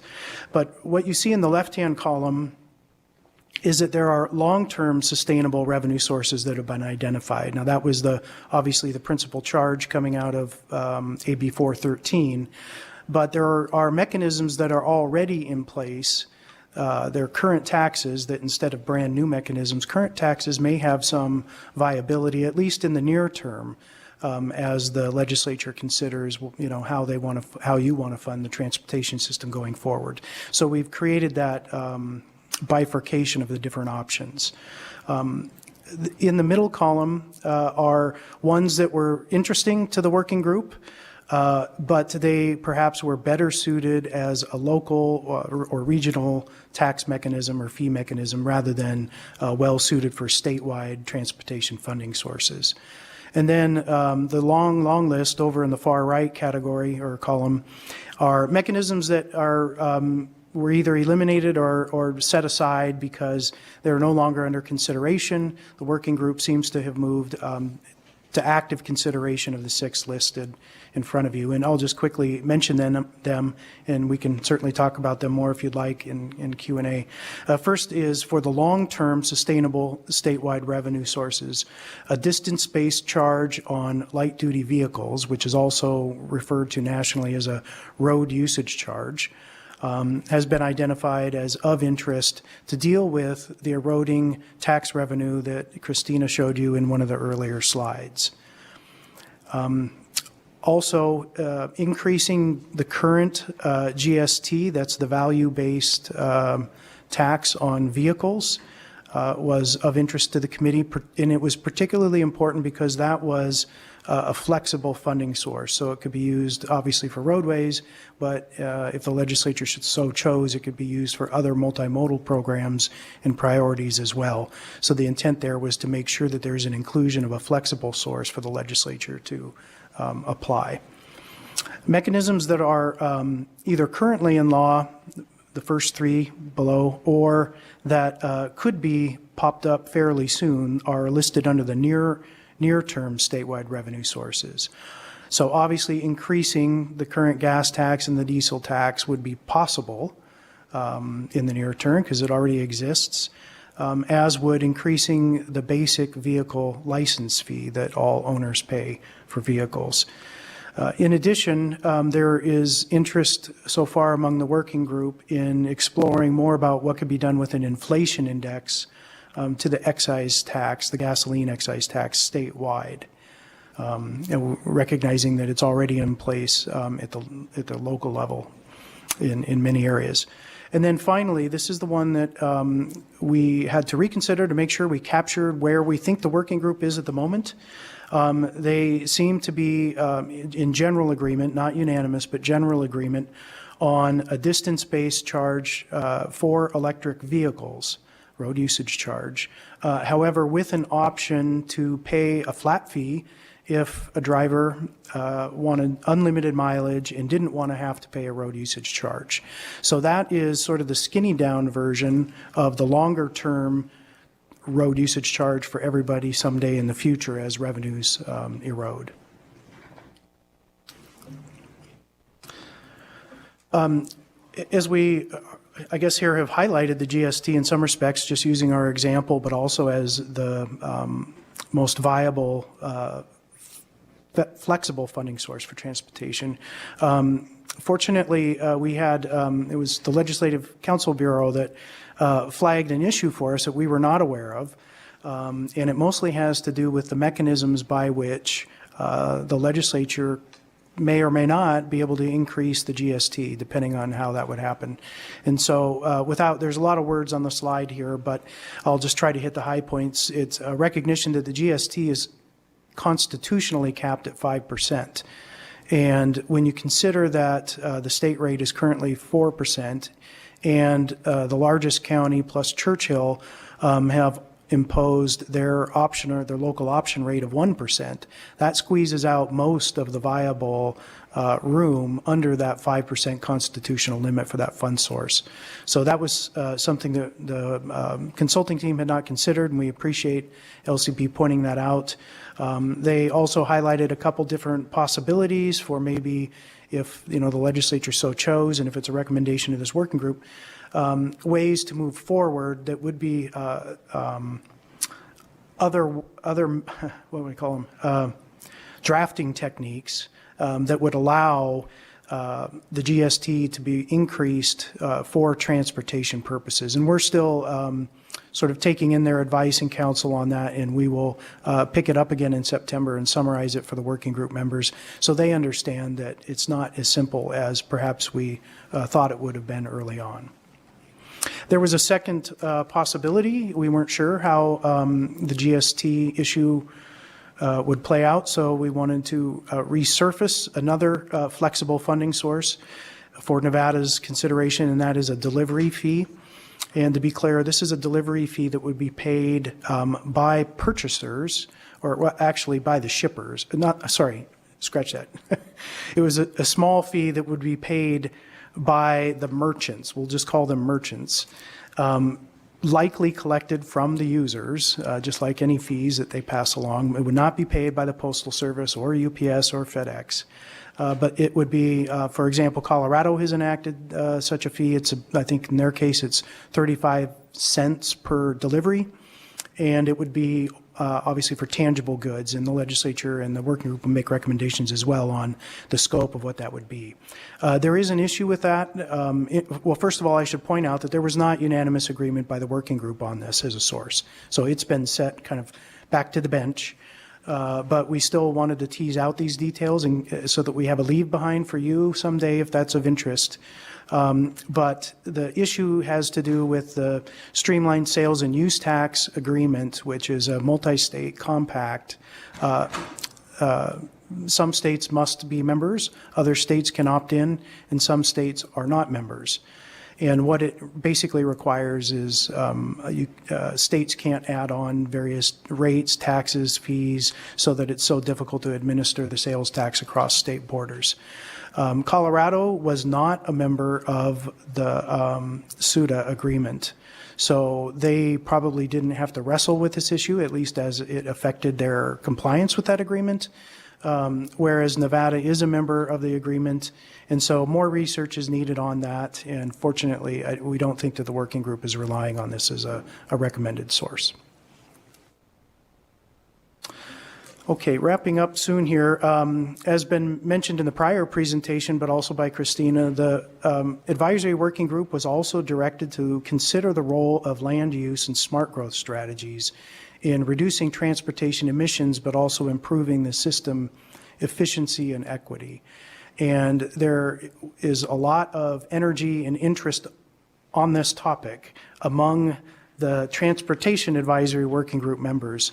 And as we had several discussions over the course of several meetings, it became clear that because that issue touches on so many other aspects of life in Nevada, including natural resources and economic development and critical housing, that asking the 29-member sector experts in transportation to sort of reach out and try to make recommendations on land use that affects areas well beyond transportation probably was not well advised. So they seem to be in agreement, I would say unanimous, but we'll find out when we vote, that they will be recommending that this issue be carried forward and a specific land use study commission be convened, and they may have some recommendations on, at least as the transportation components, what ought to be considered. But as we've all recognized, it's more than just transportation. Okay, the final report to the legislature.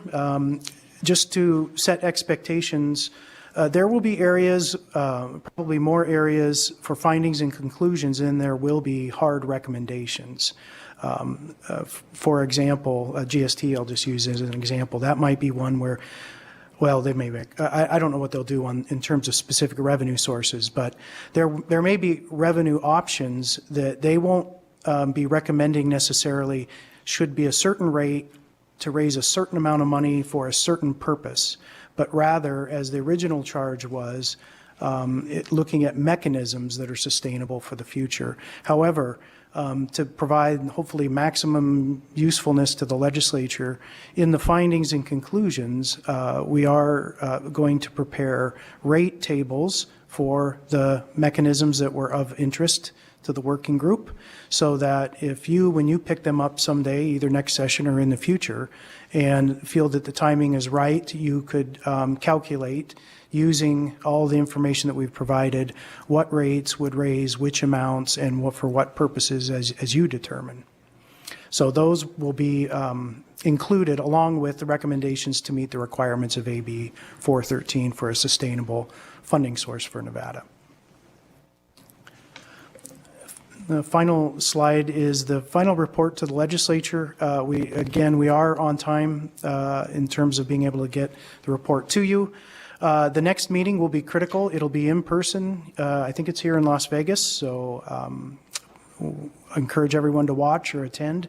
We'll be reviewing the finding statements that we floated to the working group members for first reactions in June. We are reshaping them now, and they will go back to the working group members. Hopefully, we're near the center of the dartboard by then, and they'll be prepared to vote and make recommendations to you.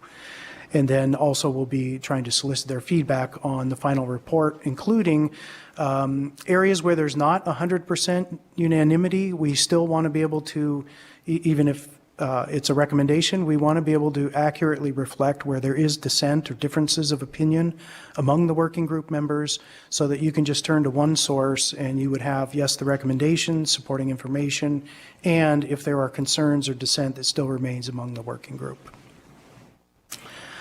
Okay, and I think that that's all we have for prepared remarks today, and I'm happy to answer any questions. One more slide just has more information. Oh, sorry, that's right. Christina's follow for the record.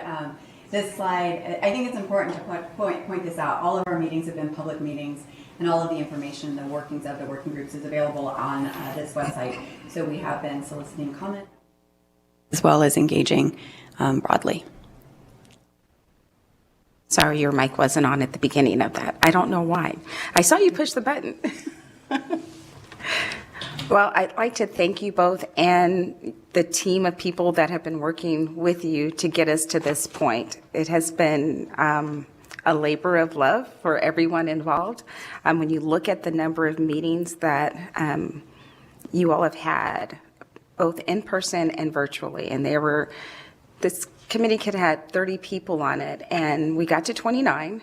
But for the members of this committee, please know that the interest in the bodies involved have been well over 30 people watching virtually, attending in person, and north, south, and rural. So it's truly been a labor of love of stakeholders throughout the state to make sure that we get this right, so that we have a sustainable solution for how we fund our highways in Nevada. As we look at transit issues, as we look at land use issues, there's been a lot of work gone into it. So I applaud you, the team of both your teams from NDOT and CDM, and all the stakeholders who have given their time, because they don't get paid to come out and do this. And these are day-long meetings, but people are truly committed to get this right in Nevada. So I just wanted to tell you thank you. Members, do you have any questions? Assemblywoman Brown-May. Thank you. Remarkable work, really. It's so great to see how far you've come throughout the interim. Congratulations on some really good work. My question is relative to bicyclists, pedestrians, right? Some of our multimodal users that are a little bit more at risk. And I'm just curious to know what kind of reporting or of the comments that you received throughout the interim can we look forward to when the report is done relative to the vulnerable road users?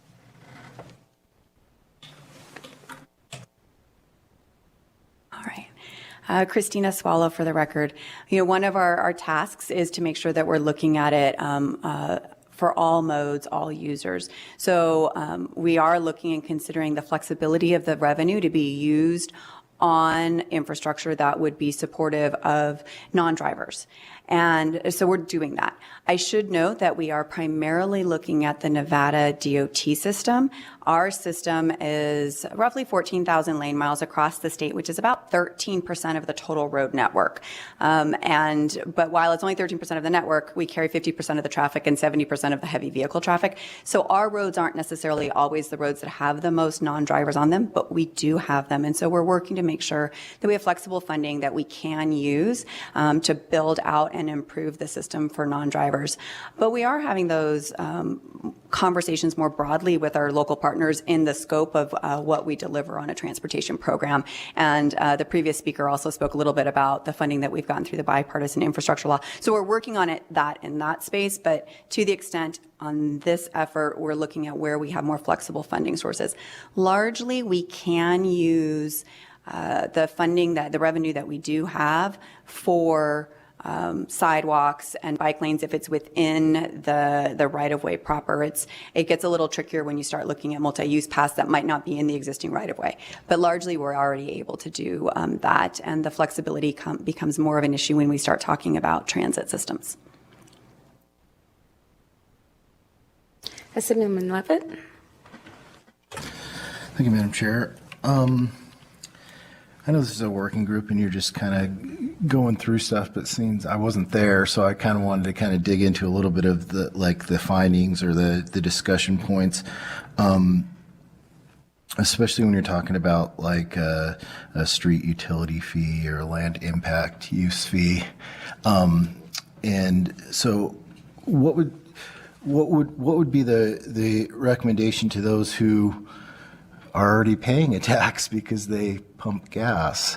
And so would that be on top of what they're already paying in a fuel tax that they're paying for this particular item? Christina Swallow, for the record, I'm going to check back and get clarity. You're specifically asking like a street utility fee or land use impact fee, if that would be on top of other revenue sources. I think the good news on this is right now the AWG is no longer really looking at either of those as options to advance as a recommendation for a statewide revenue source. Those are options that we will describe as part of the research and findings in the report. But right now, I think those are options that are being left on the table for the local agencies to possibly consider. And if they chose to pick those up, they would dive into and figure out how those might layer on or who those might impact. Okay, thank you. And you also mentioned like increasing the fuel tax or potentially increasing the licensing fees for all users. And then you kind of transition to maybe EVs, which has been a big topic of conversation as EVs utilize roads and then they don't pay the fuel tax that is dedicated towards the repair and the repair of the roads by which they use. And so when you're looking at like a road usage charge for EVs, the per mile thing seemed to be very problematic, just because it would be like a self-reporting thing, correct? I mean, I don't know how you judge how far a vehicle drives unless they report it themselves, unless you stick something on their vehicle. And then you'd also talked about a flat usage fee, so maybe that they pay when they register their vehicle, they pay an extra flat usage fee, and that seemed more realistic. Because you could get it at one point and then move on from there. But you guys seem like you were discussing that was the option that they had potentially to either pay a road usage fee and track their mileage, or if they didn't want to do that they could pay an upfront fee. Did I get that right? So I think you had a couple of questions in there, but I'm going to go with the last one. And if we miss anything else, just please repeat it. Christina Swallow, for the record.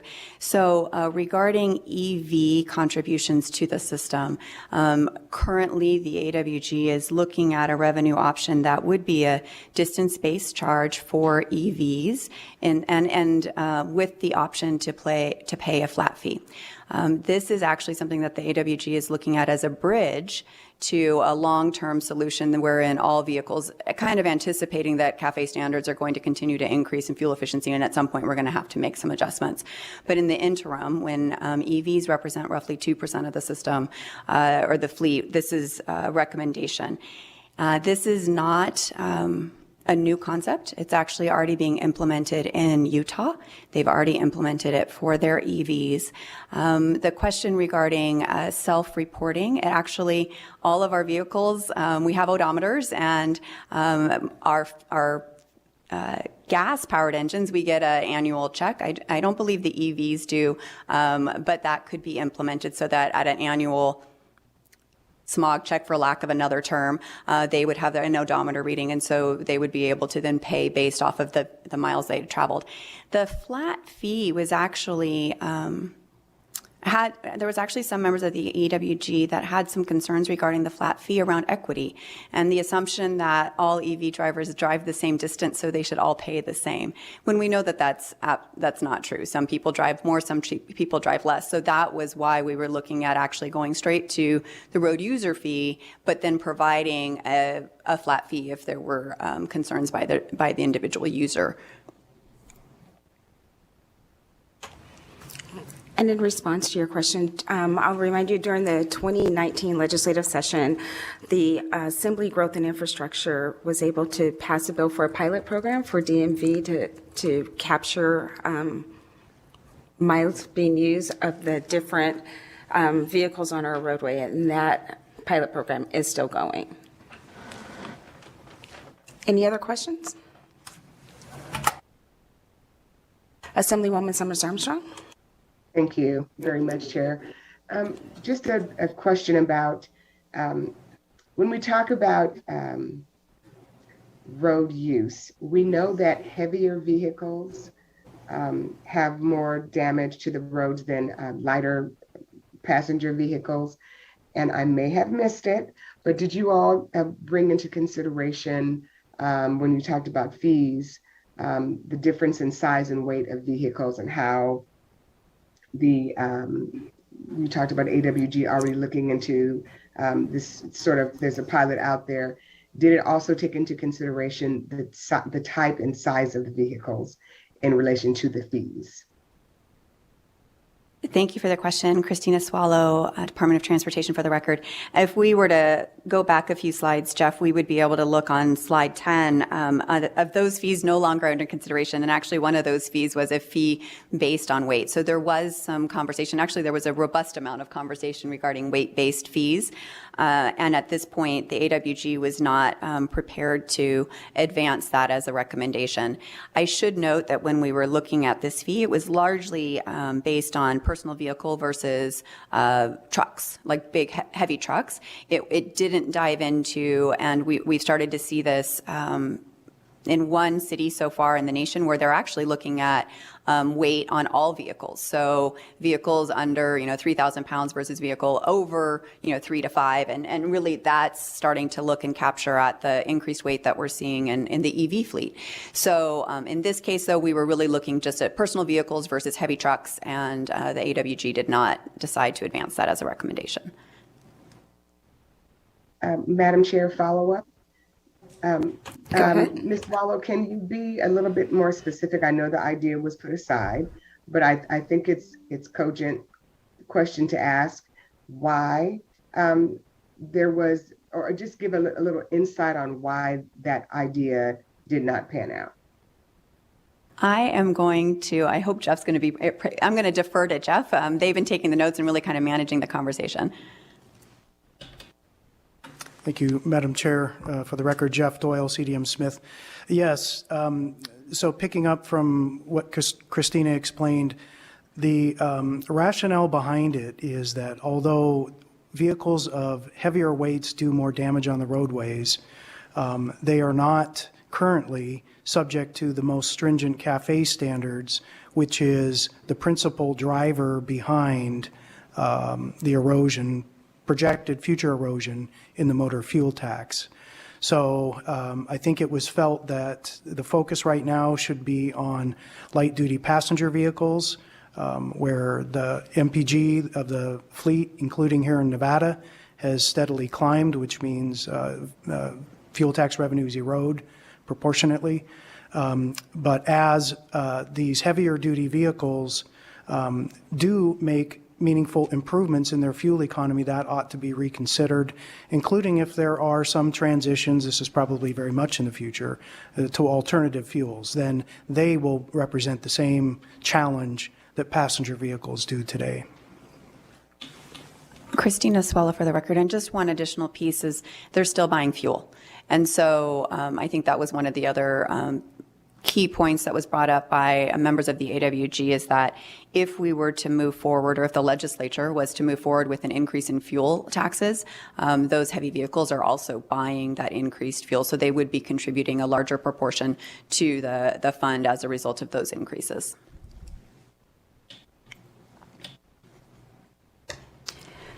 Members, any other questions? I have one. Assemblyman Ellison, do you have a question up there? Go ahead. Yes, Madam Chairman.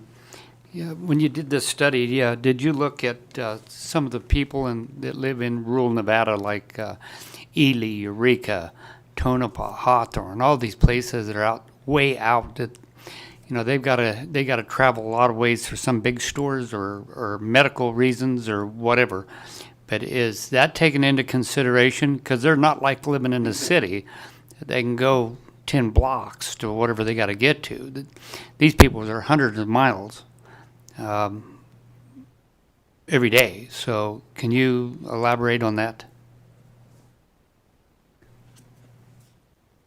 Christina Swallow, thank you for the question. We actually did, and we do have rural representation on the committee, Nevada Cattlemen's Association, and Doug Busselman is representing rural Nevada on the AWG, so we do have a rural voice. And then our consulting team actually looked at, when we started looking at some of the ways these the mechanisms could impact different types of drivers, one of those examples was a rural Nevada driver.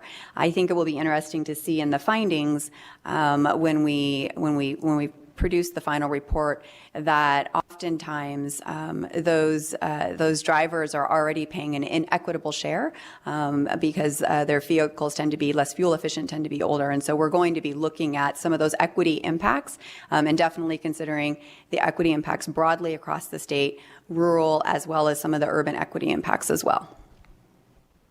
Thank you.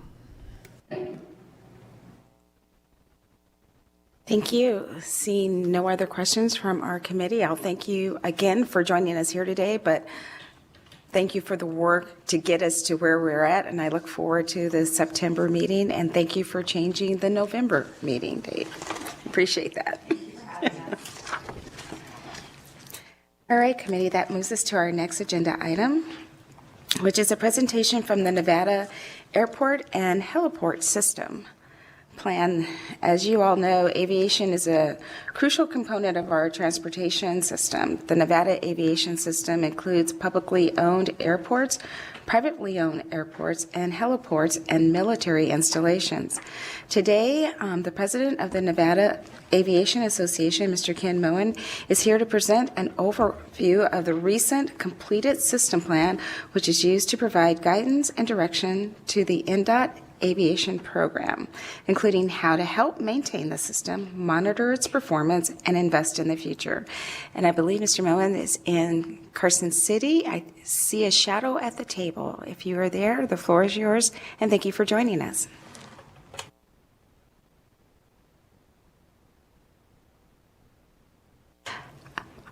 We can't hear you down here. Could you make sure that your mic is on? Thank you, Madam Chair. Apologize for that. It's my first time utilizing the system and trying to fill everything out here. I am looking for the presentation on here. Look for a little assistance. Thank you. Let's see what happened here.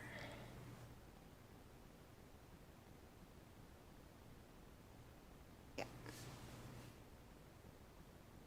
There it goes. Thank you very much. I think it's very appropriate today that both Chris Sanchez with GoEd and Christina Swallow with NDOT are both here, and I'd like to share some information about our organization first. Our organization was founded early in the 1990s as kind of a loose group of airport managers working together on common problems, and expanded over time into becoming a airports association primarily focusing on airport managers. The mission did change over time and brought in advocacy for airports and helped lead to the passing of a fund called the State Fund for Aviation. However, this was focused primarily on the rules, and the focus was about grant match from federal government.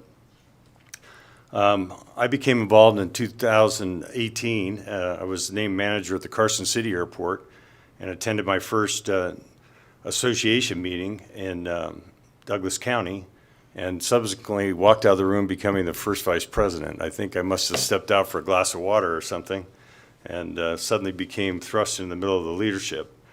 I assumed presidency after the resignation for health reasons by the current president, and spent much of the lockdown period focusing on updating a strategic plan for the organization.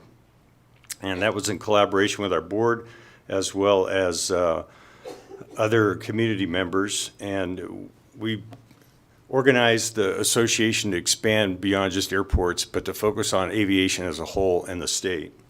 And that goal formed a broader foundation of membership and expanded to airport operators, but also to users of the system, flight departments, fixed-based operators, flight schools, et cetera. Our mission is to promote aviation in the state and airports, And our vision is to be the primary stakeholder of this airport system plan that I'm going to talk about. A maxim I like to discuss in the dialogue about airports is that 1 mile of highway will take you 1 mile, and 1 mile of runway will take you anywhere in the world.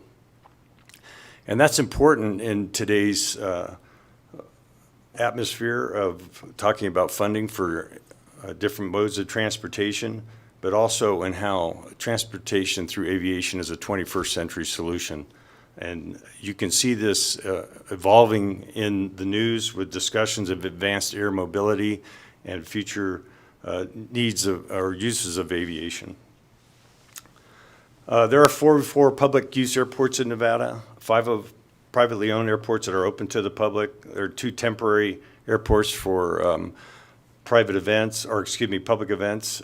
One of them is the Burning Man Black Rock Airport, and then there's also another area called Dead Cow for a off-airport fly-in. And so there's a total of 51 airports, but that's excluding the military facilities at Nellis, Creech, and Navy Fallon.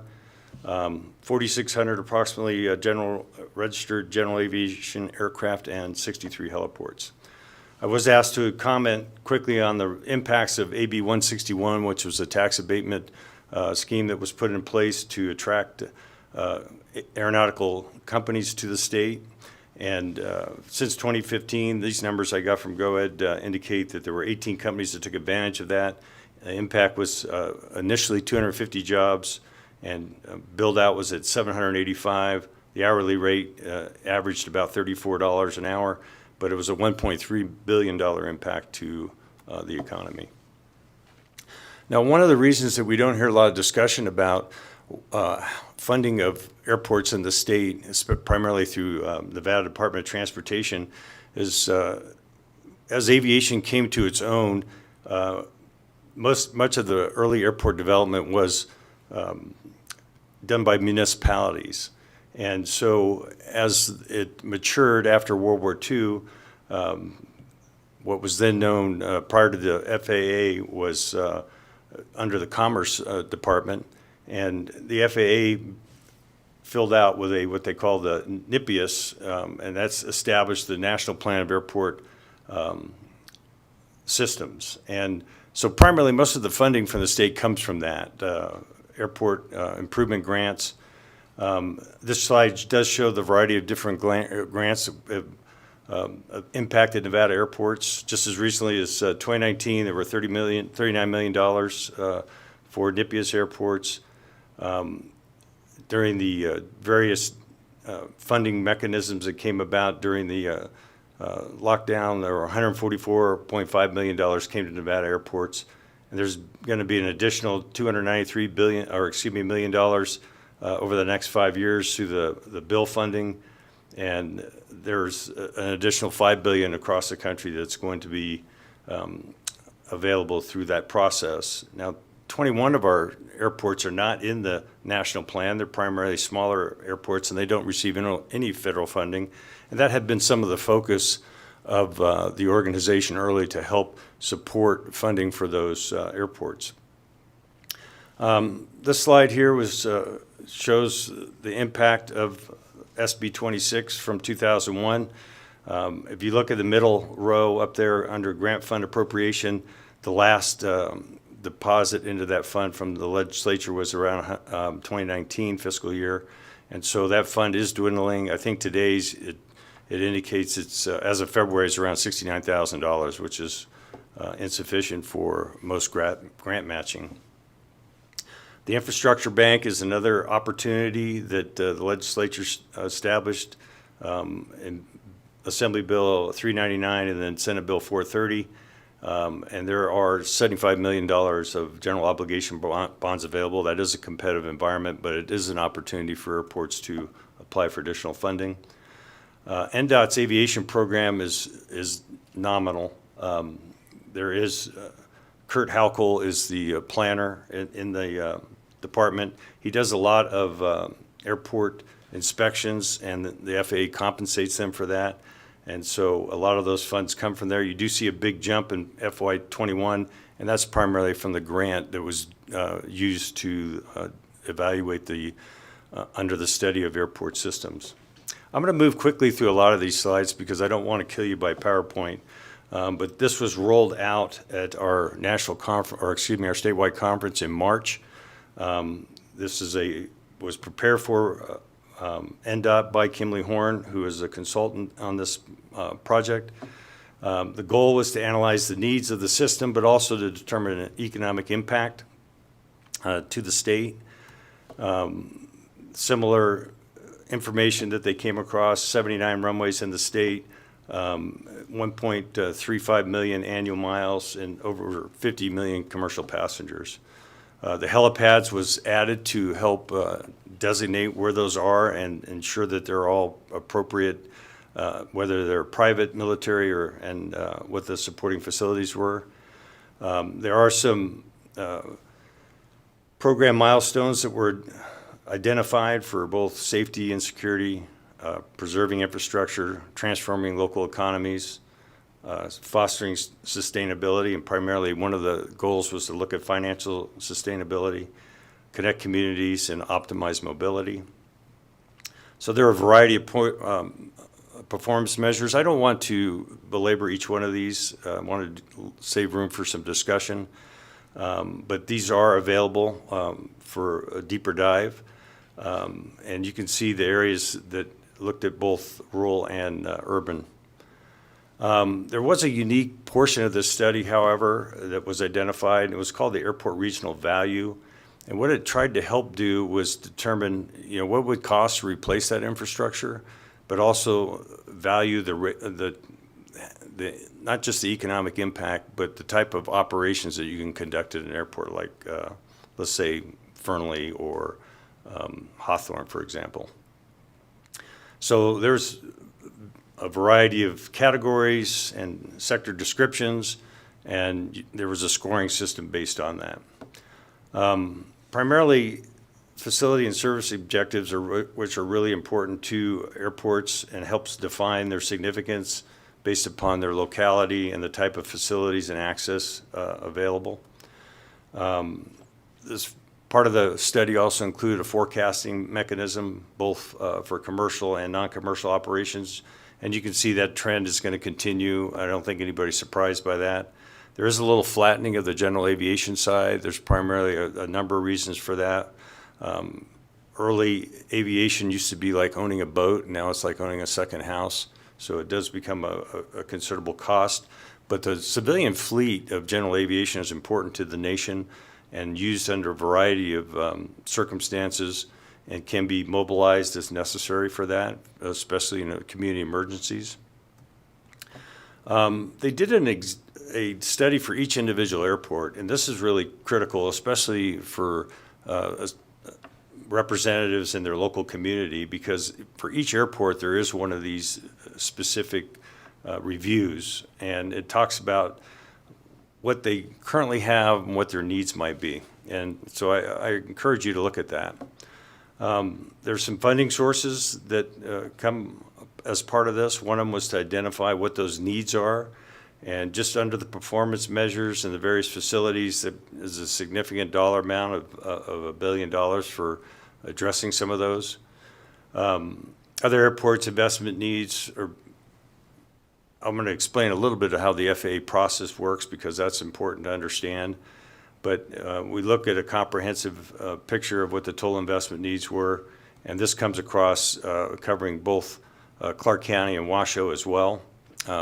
We wanted to make sure that we understood the impact to the keeping the system updated and why it's important to have included those. The methodology for the impact, economic impact, is also important to understand. So this is not a new method of analyzing it, but it did look at everything from tenant information, capital improvements, and employer labor income output. So I'm going to make a quick comparison, not just of what the airports look like. I'm also going to compare it to some of the other industries in the state. But aviation contributes to over 285,000 jobs in the state. Labor income alone was over $12 billion with a statewide output of $40 billion. I do want to emphasize that that does not include aviation activity not associated with an airport or the 3 military airports in the state. So those numbers would rise significantly. And one thing I'd like to do is to be able to quantify that information and share that with you at a later date. If we look at mining, the latest numbers that I was able to obtain included over 15,000 jobs, $2.4 billion in labor income, and an output of over $13 billion. And gaming results, and probably not just gaming, but hospitality, you can see that number is significant as well. Statewide output over $73 billion. But one thing I do want to emphasize is that without aviation, the hospitality sector would not have these kind of numbers. So they really go hand in glove. And what I want to really talk about before I get on to the initiatives, let me focus just a little bit on how the FAA funding works. So FAA funding is identified through the FAA reauthorization bill. And so a pool of money will come available. And so what we do in each of our districts, we fall under the airport district office out of Phoenix for most of Nevada. There is some airports that are in the the Los Angeles Airport District Office. But what we determine an airport capital improvement program, and we identify those by priorities, and it's like a 5-year plan. And so, for example, let me talk about Carson City, because that's my most recent experience as an airport manager. So we always start with the pavement at the runway surface and work out. That becomes the highest priority, just like maintaining your roadways. Maintaining your runway and your taxiway infrastructure is critical. So we always have every 3 years have a rehabilitation program in there.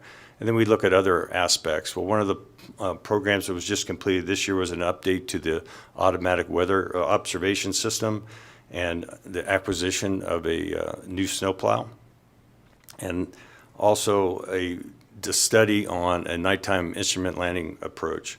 So we identified those rough order of magnitude of costs with engineering estimates. We did all the environmental. And so that when the funding's released, the airport district office will identify which programs they'll fund, and it's usually based on how prepared you are. So one thing that's really important is the communities, that they stay on top of those. So what really has taken place is that funding for airports becomes relying on the federal government and less so on the state governments. But what I've observed through my involvement in regional and statewide aviation organizations is that there are more robust aviation programs at the state level in our neighboring states. And I'll use Arizona for an example. And I'll use that because I've spent a significant amount of time there in the last couple of years. And ADOT does several things for their airports, of which include pavement maintenance is one of their top priorities, but they also fund things that may not otherwise be FAA grant eligible. But much like the highway system, the aviation system is a network. It's a network of airports that connects communities.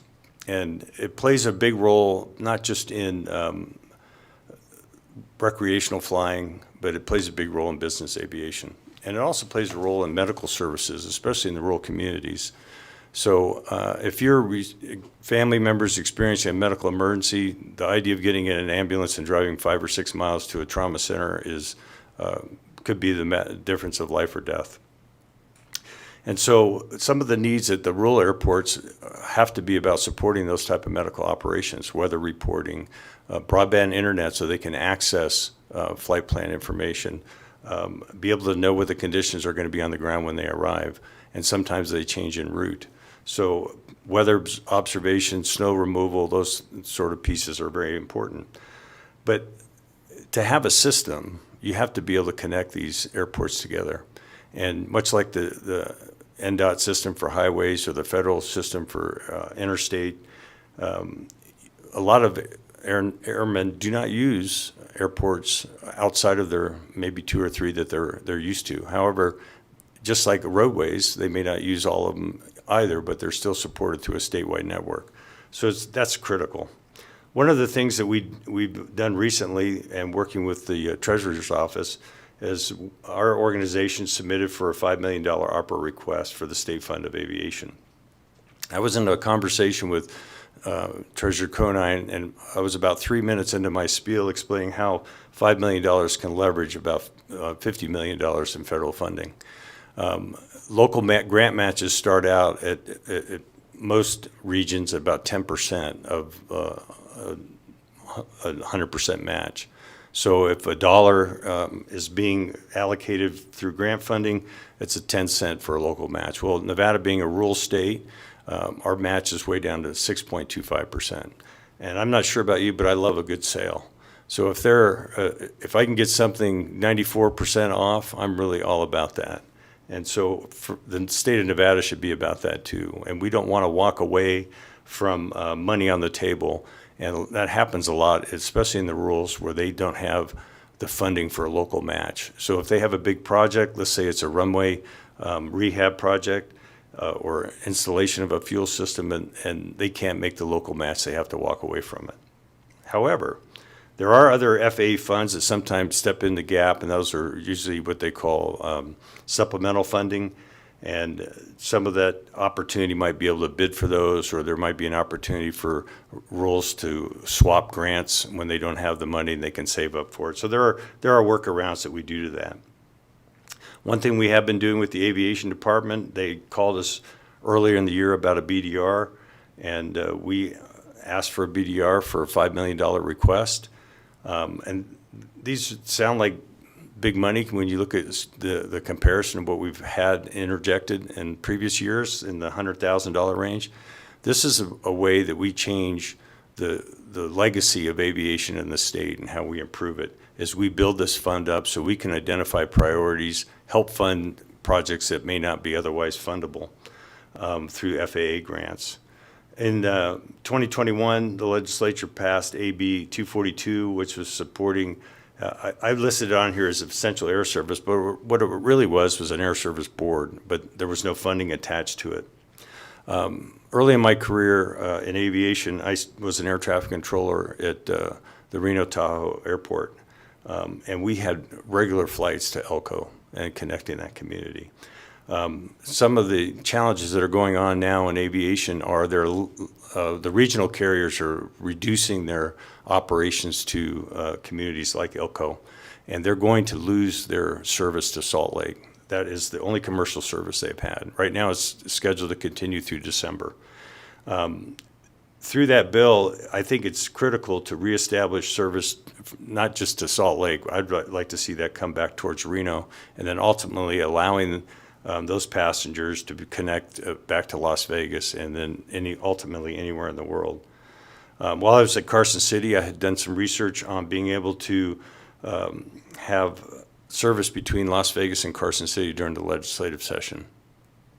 As you know, currently that several flights, basically Southwest, I know Frontier is operating in that space and Spirit has had some discussions, but those flights still require you to drive 40 minutes from Reno down to Carson City, and service directly to Carson City Airport from Las Vegas, even if it's a couple of days a week, a Monday or Friday type arrival departure would be critical for supporting the legislature and as well as the communities that rely on that transportation. And then from this part of the state, there's obviously a lot of access through Las Vegas to any destination in the United States or across the globe. I think this is something that is worthy of a study group, and that is how do we expand aviation within NDOT. I sat on the One Nevada Transportation Advisory Committee. We had a lot of discussions about what that plan means and how aviation is integrated into that. And ultimately, it does have very little discussion about how aviation is looked at. And interesting enough, I'm certainly not trying to disparage anything. I'm trying to just bring light on the subject of how do we fund it and why it's critical. And that is the issue of the sustainable funding for transportation. And when we talked about just previously in the presentation by Christina and Jeff was about all modes, and I did not hear aviation mentioned in that. And there's a real critical issue that's going to come up for Southern Nevada, and that's the idea of constructing a brand new airport in that area. The Southern Nevada Supplemental Plan, we had a presentation by Clark County Department of Aviation at our conference about it, the importance of it, and why it's critical for Southern Nevada. And there hasn't been a brand-new airport constructed in in the United States since Denver International was built 27 years ago. That's going to be a national level project. It's going to require support from the Federal Aviation Administration, but it's also going to require support from the state. And I think those are critical to connecting that. Ultimately, if I had my dream list, I'd like to be able to see some sort of connection of air service across the state on some sort of level where perhaps it starts out as a three-legged stool from Las Vegas, Reno, Elko, and somehow back. And if there's a way to support through mining and other industry to be able to move not only personnel but equipment, I think that there's a value in how that will grow the economies across the state. So with that, I'll conclude. I know I've said a lot, and I return it back over to you, Madam Chair, for any questions. Thank you so much for the presentation. You didn't sound nervous at all for your first time here. You did a great job. Well, thank you. I appreciate that. Members, any questions? I believe Assemblyman Ellison up north does have a question. Thank If you, wanna Madam go Chair. ahead. Thank you, Madam Chairman. For several years, Senator Gutierrez and I have been working on this, trying to get flights out of Vegas to Elko to Reno, part of Oregon, and then back.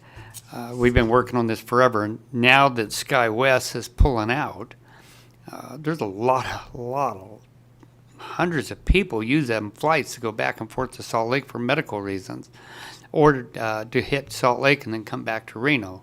Mostly our educators, they do that. So this is devastating to rural Nevada, and you can figure about 3/4 of the state area will be impacted by this. And we tried to get flights into Eureka or Ely, Vegas, Ely, Elko, Reno, and then back. But now the SkyWest is pulling there. I hope they pull some of their federal funds away from them for what they've done to rural Nevada, because they're still going to Idaho.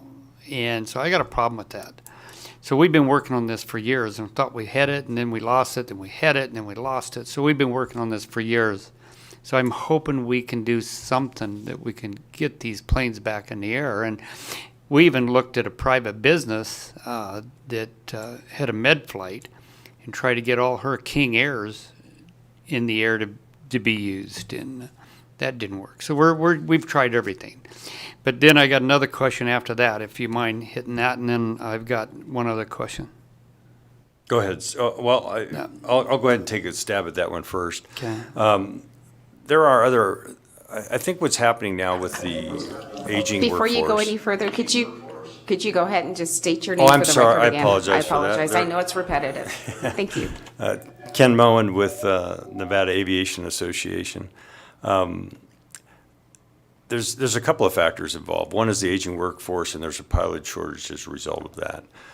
Most of the pilots had historically transitioned from some sort of military experience and then in the civilian workforce. And now the airlines are even experiencing such a challenge that they've created their own flight schools. And a lot of that training is taking place in the Southwest due to the great weather.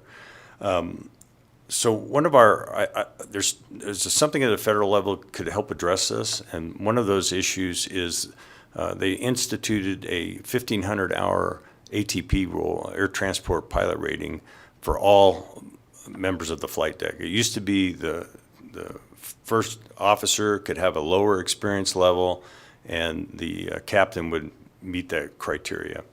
And so it takes a tremendous amount of flying to get to that 1,500-hour level. And there has been some talk, and SkyWest is one of the leaders on this, about pulling the number of seats out of the aircraft to be able to fall into a different category and be able to have a right seater with lower time. And so there's some work that can be done in that level. And that the reason for that initial change absolutely had nothing to do with a particular accident that they used and it was in Buffalo, New York. And both of those pilots had ample time in that aircraft. The other option is that we could and should look at a private operation to do that and create within our state, utilizing whether it's GoEd or other groups, to bring people together and figure out how to fund an operation like that. And I don't think it would fund at a deficit, because I think the demand would help meet it. And it could start with as small as a PC-12, which is a 9-seat aircraft and has a lab in it, and you could do that kind of operation and meet it across the state. You see that happening at a lot of what they call, it's almost like an Uber Air type operation. One of them was called Surf Air, and there was another group called Blackbird, where they went out and you could buy memberships, et cetera. But I think you can expand it to support various industries, whether it's ag, hospitality, or mining, for example. So I think there are some possibilities, and I've kicked that idea around with some different folks that I know, but I think that it's definitely worth exploring further. Follow up, ma'am. Go ahead. The other thing is, years ago we lost all the flight services around the United States. And is there any flight service stations, sir? Right. Yeah. A lot of them went to control towers and some didn't. It's air to air. So is there any excitement to get them back into some of these areas? I love flight service. Every time I'd fly into a flight service station, it was great. Right. But I had some instances, Wendover, where you've got to have your eyes open and keep calling and calling and calling before you set your plane down. So. Right. This is Ken Moen from Nevada Aviation Association, for the record. I was in the FAA during that consolidation period, and what they've done is they contracted that out to a group that manages very large flight service areas. What Assemblyman Ellison is referring to is that airports used to have them on the field, and you could walk in there and get a weather briefing, file your flight plan, and it was a personal interaction. And now much of that's going digital and electronic, as you are aware, through different programs, ForeFlight being one of them. I think automated weather service observation stations now at airports reduce some of that. I mean, it's not perfect. I think one thing we were instituting at Carson City was putting in weather cams so that pilots could log in and take a look at actual conditions. At our conference, we had REMSA and Reach Aeromedical do a session about the challenges they experience in operating in rural Nevada. And one of those issues was they might call somebody in the town, like let's say the sheriff's office, ask what the local weather was. And well, to them it was fine, but to the pilot it was not so fine. And so they would depart, they'd get some sort of weather en route, and then they would get to the destination and have to make a decision about whether to try to land or not land. And that's a situation we can rectify relatively easy by the installation of not only weather cams, but also weather observation stations. And for the costs, they're pretty nominal in that respect.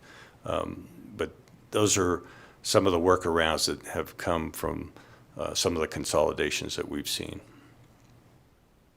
Thank you. Thank you very much for your presentation. Thank you, Madam Chair. Thank you. You're welcome. Assemblywoman Summers Armstrong, do you have a question?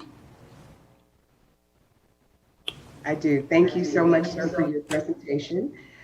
You mentioned AB 161 from 2015, and that 18 companies took advantage of a tax abatement to the tune of $1.3 billion at the very beginning of your presentation. I wasn't around then in the assembly, and I would, if you could just kind of talk a little bit about what that meant, what it is, and if this company that you are speaking of that is pulling out of the Elko area was one of those 18 companies that was able to take advantage of the tax abatement. Ken Moen from the Nevada Aviation Association. Thank you for the question. I want to make sure that I clarify a point. It wasn't the amount of tax abatement wasn't $1.3 billion. That was the CapEx from those 18 companies.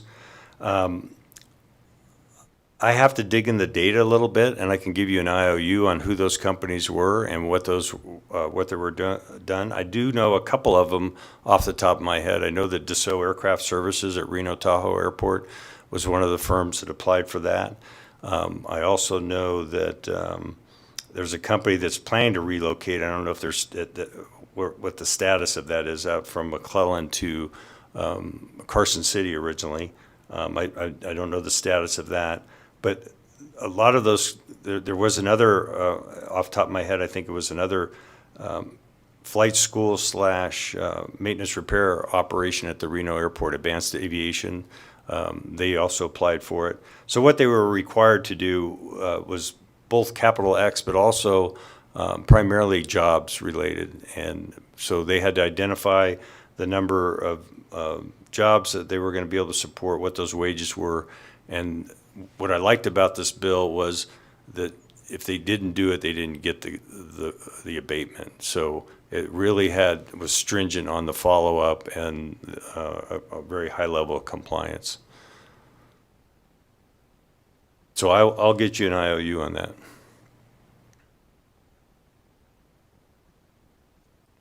When you send that IOU, if you could send it to our committee secretary, and then they can get the information to all of the committee members, that would be great. Absolutely. Thank you.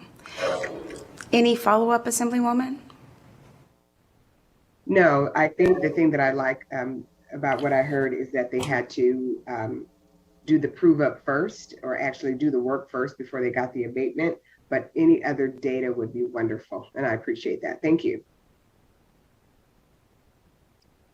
Thank you, members. Any other questions for this presenter? Okay, seeing none, I thank you so much for your presentation today and for the information you've given us. We have a lot to think about and some work to do, so I appreciate you. Thank you, and I look forward for the opportunity during this session to work with you guys as well. Have a wonderful day. You too. Members, that takes us up to our final presentation of the day. It's a presentation on the hydrogen landscape in Nevada. And we'll have the founder and executive director of the United States Hydrogen Alliance joining us. We've heard how hydrogen has so many uses. One of those uses includes playing a larger role in the transportation sector and potentially helping us meet our zero emissions goals. So, I see you there on Zoom. If you can go ahead and introduce yourself. I see that you have a PowerPoint. Unfortunately, we did not receive that. So I'm going to ask at the end of your presentation if you could please send that to our staff so that anyone that's joining us online or goes back to review this committee meeting would have that, and then the members of the committee would also have that. So at the end of the presentation, please send it to our committee staff. I'd appreciate that. And now the floor is yours. Thank you. Absolutely. Thank you. Well, good afternoon, Chair and committee members. My name is Roxana Beck-Mohammadi, and I am the Executive Director of the U.S. Hydrogen Alliance. It's an honor to speak to you today about the hydrogen landscape in Nevada. I come to you as an environmentalist, energy engineer, an advocate, and I hope to provide you with a pragmatic and honest assessment of the industry. The U.S. Hydrogen Alliance is a national hydrogen and fuel cell business trade association that's focused on policy and economic development. You may be familiar with one of our members, Southwest Gas. I'll be talking about some of their hydrogen activities. We execute our mission by educating policymakers on the advantages of hydrogen and fuel cells and creating sensible, homogeneous, and harmonized policies across all 50 states. We are focused on the strategic planning between and across states for the deployment of hydrogen fuel cells via hydrogen hubs, which I will define later, as well as freight corridors. That work is housed within our H2Net initiative. A common question is why hydrogen? Let's start with reimagining our energy and transportation systems. How do we best architect those systems? How do we truly displace fossil fuels? Hydrogen is one of the many solutions that synergistically works across clean energy and transportation systems. The Department of Energy has depicted these synergies in the image displayed. On the left-hand side, you see power generation options, including renewables like solar, geothermal, and wind. You can use this power to produce hydrogen, which can fuel zero-emission vehicles, vessels, aircraft, equipment, and also feed into industrial processes. Hydrogen can also be used to generate electricity, which closes the loop. There are major economic environmental benefits associated with the deployment of hydrogen fuel cells. A recent McKinsey report concluded that by 2050, hydrogen can meet 14% of the global energy demand, generate upwards of almost $1 trillion per year, support the development of 3.4 million jobs, and reduce carbon emissions by 16%, as well as 36% in NOx emissions. Hydrogen can also enable adoption of solar and wind power, additional adoption of solar and wind, by storing that intermittent power for long periods of time. Currently, overgeneration of solar and wind is a limiting factor to additional deployment. You may be aware that Air Liquide has built a large-scale hydrogen production facility in North Las Vegas. We also have Beidotech that's actively looking for sites right now across the state to produce hydrogen in a distributed manner to support hydrogen fuel cell electric trucks, buses, and passenger vehicles. There is ongoing research on how to distribute hydrogen across long distances and provide storage capacity. Southwest Gas is actively working with the University of Nevada, Las Vegas to pilot the blending of hydrogen and natural gas pipelines for residential, commercial, and industrial applications. Southwest Gas is on the cutting edge of this assessment in the country. We can also store vast amounts of hydrogen underground for seasons, unlike battery energy storage solutions that start discharging electricity after 4 to 6 hours. This is certainly a way to store all intermittent renewable power produced in the state. We also have the opportunity to generate electricity with hydrogen combustion and fuel cells on a utility and distributed scale. You can see a Siemens engine on the top right. You also see a zero emission solution on the left, which shows a Ballard fuel cell system generating that power. These fuel cells are frequently seen providing baseload and backup power to data centers like Microsoft, Google, and others, as well as for the crypto mining industry, hospitals, and other critical power consumers. Fuel cells have proven to provide power during grid disruptions, natural disasters, and other applications that have threatened the reliability and resilience of the grid. We're seeing more disruptions in recent times. One of my favorite topics is that hydrogen is the only solution to decarbonizing freight. The heavy-duty sector contributes to the greatest percentage of the harmful emissions from the transportation sectors, especially affecting those in low-income communities. Hydrogen is the only way to replace diesel, bunker fuel, aviation fuel. Airbus has recently made many announcements about hydrogen planes for long-range flight. Zero Emission Industries is working toward fuel cell ocean-going vessels. Ballard fuel cell systems are powering freight trains. And Hyzon Motors is actively taking orders for long-distance fuel cell electric trucks that we anticipate traveling along the I-80 and I-15 to transport freight from Western coast seaports to inland ports and distribution centers, just as discussed earlier. And these are just a few major examples. Not only can we decarbonize freight, but we can also decarbonize passenger mobility. RTC actually received $3.8 million from the FTA recently to purchase Ballard fuel cell electric buses. On the waterfront, Zero Emission Industries deployed the first commercial fuel cell ferry in the world and are actively looking at deploying potentially recreational small boats in Tahoe.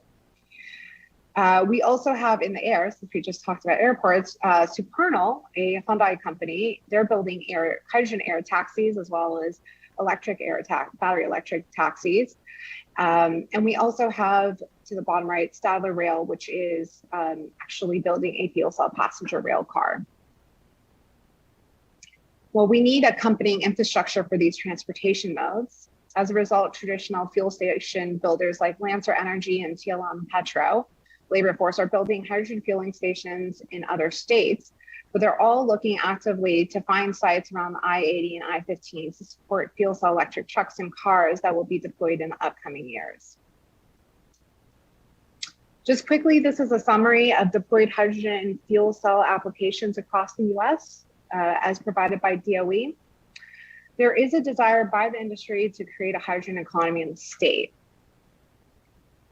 Just to summarize, you probably have heard about hydrogen hubs, but what are hydrogen hubs? Here's a really simplified graphic of what a hub can look like.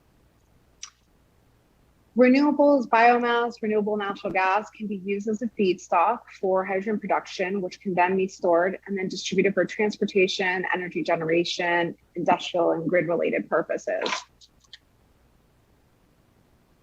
Interestingly, we also see the opportunity for hydrogen in areas that may not be top of mind. For example, we can move heavy off-road equipment like mining and farming to hydrogen. And this is a near and dear topic to Senator Spearman. Hydrogen can also be a solution to avoiding deaths associated with acquiring fuel in hostile areas. Also, it's a little known fact that the US Army is actively planning for the production of hydrogen as it's deemed as the next tactical fuel, especially with over 80 countries across the globe investing in hydrogen. Hydrogen and fuel cells fill gaps across our future energy and transportation systems, especially when we're looking at them being clean. Hydrogen can also enable other clean technologies and decarbonize transportation. Essentially, the hydrogen industry is here and looking to expand exponentially and provide additional economic and environmental benefits locally. There is a reason why I am here now speaking with great urgency. President Biden just signed into law at the end of last year, that is, the bipartisan infrastructure bill, which included $8 billion for the build out of regional hydrogen hubs. The Department of Energy is responsible for distributing this $8 billion, and we now have 30 states in our great nation announcing their intent to apply for these dollars, including your neighbors, California, Washington, Arizona, and our multi-state hub called the Western Interstates Hydrogen Hub, comprised of Wyoming, Utah, New Mexico, and Colorado. With the state's infrastructure bank, the industry's interest in the state, the I-80 and I-15 being critical freight corridors, and the state's commitment to clean energy and transport, Nevada could be a strong competitor or partner to these other neighboring states for these dollars. I respectfully thank you for your time and consideration. My contact information is shown, and I would be honored to be of service. Thank you. Thank you so much for your presentation. Members, questions? Senator Hammond? Thank you, Madam Chair. Just one question probably, it's probably a broad question, but when we're talking about the storage of hydrogen, you had mentioned in your presentation that there were several large storage facilities. Can you speak to the instability, if there is any instability with storage of hydrogen, especially in large quantities? And on top of that, how long can you store it for? So I am not aware of any issues with it, but I can follow up with those industry members that can provide more technical information about that. And also we can store it for months, seasons, years. So it has great potential.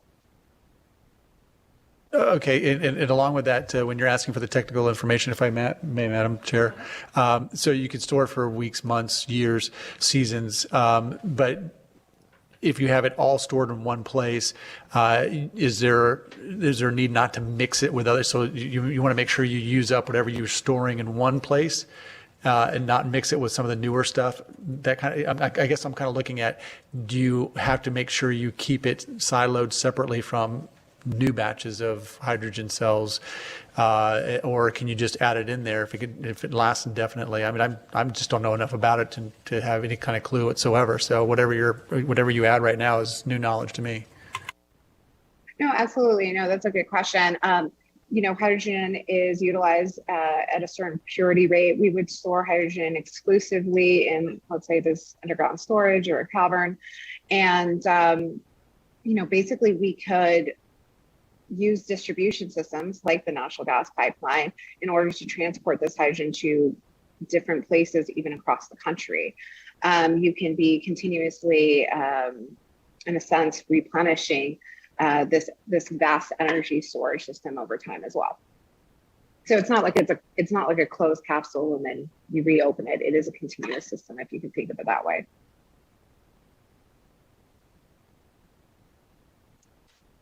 Any other questions for the presenter?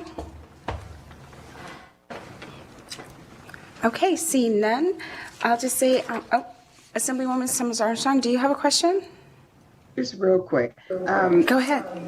I attended the presentation at UNLV earlier this year. First of all, thank you so much for your presentation. Appreciate that. I attended the presentation at UNLV when they launched the program, the coordination with Southwest Gas and UNLV to talk about hydrogen production. One of the ways that they talked about producing hydrogen was with water. And as you heard earlier, we have quite a scarcity within our state of water, and to use it for production of hydrogen, of course, raises questions and alarm. There's another way to produce hydrogen, and if you could just speak to that so that we have some understanding about the difference between the two processes, and which one of, if both, of these processes are already ready to produce hydrogen in large quantities so that it could actually be used effectively in our communities. Thank you so much for that question, Assembly Member. Actually, this is a perfect question. This comes up very often. And so I would like to first say that this came up even last year when we were presenting SCR 10. And I know that NRDC brought up this question about just using electrolysis. The thing is that every state has different resources in hand, and water is certainly an issue. And so there are actually many pathways to producing hydrogen from many different feedstocks as well as processes. The most traditional way of producing hydrogen right now is through what is called steam methane reformation. 98% of it is being produced that way. It basically is just warming up water up to the point that it's steam, about 700 degrees Celsius, and then actually having that interact or react with methane typically. Now, methane can be coming from a fossil fuel, or it can come from a renewable source like renewable natural gas. So it can come from off your wastewater treatment facilities, from your landfills, et cetera, and you can produce renewable hydrogen that way. And I'd like to remind people that as long as there are people, you will have local renewable natural gas readily available. But there are many other processes like pyrolysis. You can actually take plastics and produce hydrogen. You could take, instead of just even fossil natural gas, instead of flaring it, you could produce hydrogen. You can, of course, produce hydrogen from electricity as well. But woody biomass, there's multiple methods of actually producing hydrogen, and I actually encourage a diverse portfolio. Thank you. Thank you. Thank you. Seeing no other questions from our committee members, I want to thank you for joining us today and thank you for the presentation. And then again, ask that you email that presentation over so it becomes part of the public record for today's meeting. Absolutely. Thank you. Thank you so much. So members, that brings us to our final agenda item, which is public comment. As a reminder, we ask that public comments be kept to 3 minutes so that everyone's interest in speaking can be accommodated. A person may also submit public comment in writing, either in addition to their testifying or in lieu thereof. Written public comments may be submitted before, during, and after the adjournment of this meeting. So, is there anyone here in Las Vegas that would like to provide public comment? And then we will move up north to Carson City and then take anyone who's joining us by phone. We have one person here in Las Vegas.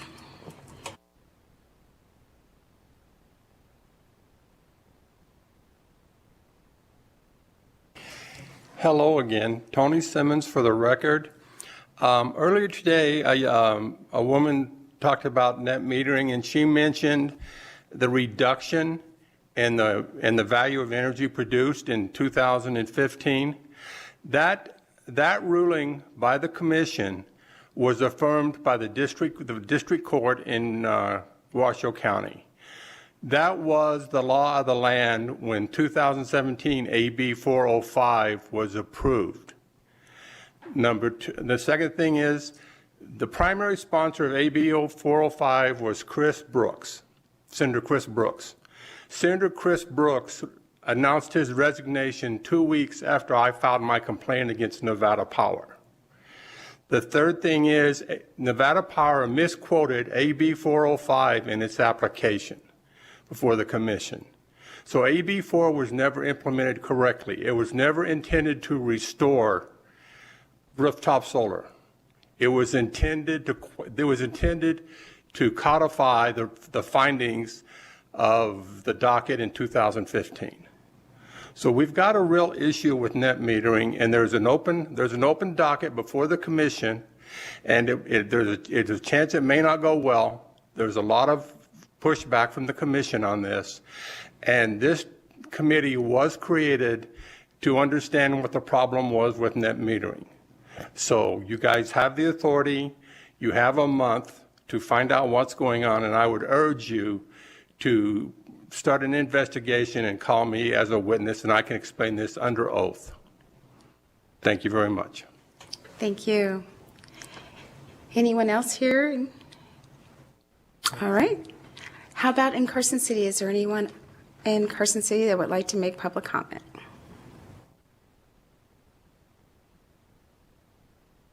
No, ma'am. Can I? Thank you, Assemblyman. Mr. Simmons, did you have something else that you wanted to I say? had one question. How long? Go ahead and turn the mic on and state your name again for the record. Can we submit written comments to this meeting? What's the cutoff time?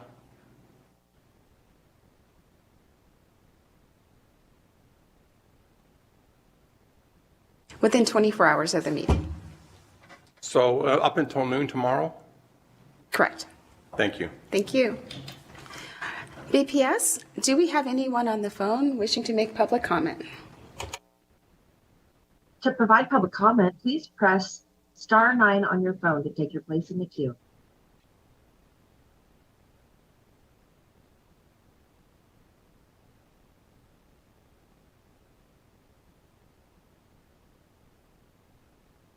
Caller, you are unmuted. Good afternoon.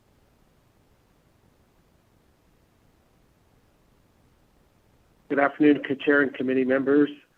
This is Sean Sever from the Nevada DMV. It's SEANSEVER. And I just wanted to comment briefly on the DMV item that was pulled from the work session. And I do appreciate you pulling that item. After a meeting with Senator Brooks in March of this year, the DMV did change the policy that prevented Nevada residents from visiting DMV offices in towns in which they do not reside. I did want to point out that this is a bit of a catch-22 for the DMV, as residents from the larger cities can quickly overwhelm the small staffs and offices in our rural Nevada towns. We saw this happen during the height of the pandemic, and we had to put this policy in place. There were dozens of people lining up overnight outside our Pahrump office, for example, which, as you can imagine, made things much worse for everyone. This was up to the office's discretion on whether they needed to enforce this policy or not, because, of course, we want to serve any Nevadan at any office. And as you know, our way out of this is our transformation, which will move most of our services online. And we are in the midst of that effort now, and we'll be rolling out more services online in 2023. We do offer registration and driver's license renewal online now, among other services. And we could use your help to remind Nevadans that they should check online first to see if they can do their DMV business on our website instead of waiting in line in an office. So thank you for your ongoing support and your time today. Thank you so much for calling in with that update. As a chair of the committee, I didn't get an update from Senator Brooks on that issue or from you guys before the meeting. So I appreciate you getting that information to us now. BPS, do we have any other callers on the line?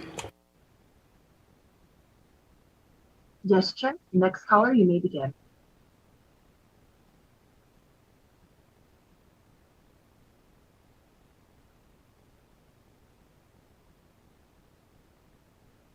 Caller, the last 2 digits, 146. You are unmuted on our side. Are you muted on your phone? Because we can't hear you.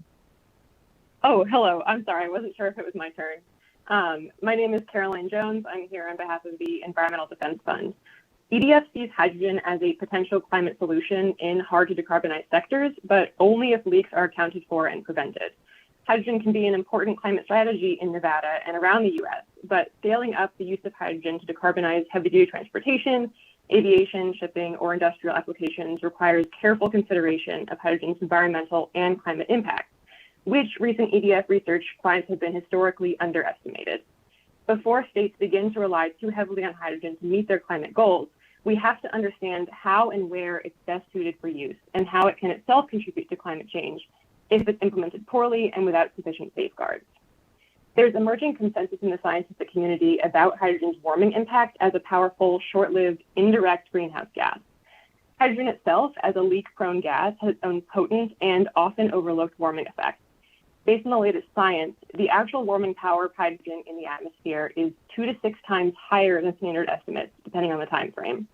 When we consider the near-term climate impacts, EDF research shows that climate benefits from hydrogen usage can be severely diminished for high to moderate emission rates.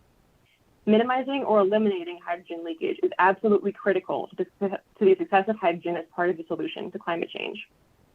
Furthermore, hydrogen is not an inherently climate neutral source of energy. Its effects on the climate, positive or negative, depend on where and how it's produced. Hydrogen produced by fossil fuels without carbon capture and storage, known as gray hydrogen, is not a climate solution and should not be considered in Nevada's plans for development. Furthermore, EDF's findings point out that carbon dioxide is not the only important climate pollutant produced through hydrogen generation, especially when it's not produced with renewable energy. In the case of hydrogen produced through feedstocks paired with CCS, methane can also be released at significant levels in addition to hydrogen emissions, contributing to the overall climate warming effects of fossil fuel-based hydrogen. Specifically, methane leakage from producing hydrogen using natural gas and CCS is a significant concern. The climate effects of methane leakage are often underestimated in hydrogen assessments, and methane is a powerful greenhouse gas with a high global warming potential. The level of climate harm only increases if there is embedded carbon in the life cycle analysis of hydrogen. Across all methods of hydrogen production, leak monitoring and minimization is of the utmost importance and should be of primary concern for any hydrogen build-out in Nevada. Given the risks of a rapid, large-scale build-out, hydrogen should be prioritized only for hard to decarbonize sectors like steel and cement manufacturing, or as an alternative fuel for shipping and aviation. I appreciate the presentation and thank you for the opportunity to speak. Thank you so much for joining us for public comment. BPS, do we have any other callers waiting for public comment? Chair, the public line is open and working, so there are no more callers. Thank you so much. Well, with that, members, thank you for your time in participating in this committee over the few months. And for those that sat in today, thank you so much for answering the call to step up and be a substitute. We truly appreciate it. I got the chance to work with you guys during the session, so I knew you knew the subject matter and could trust that you would make objective opinions. So this is our last meeting. It's a hot summer. It's a little humid. Stay hydrated out there, and I'll see you guys soon. Madam This Chairman. meeting is adjourned. Madam Chairman? Yes. I just want to say that you have done a fantastic job. You've been very fair, and I thought you did a great job. Thank you. Thank you so much. That means a lot coming from you. I'll get up to see you soon. Bye-bye. And we are adjourned.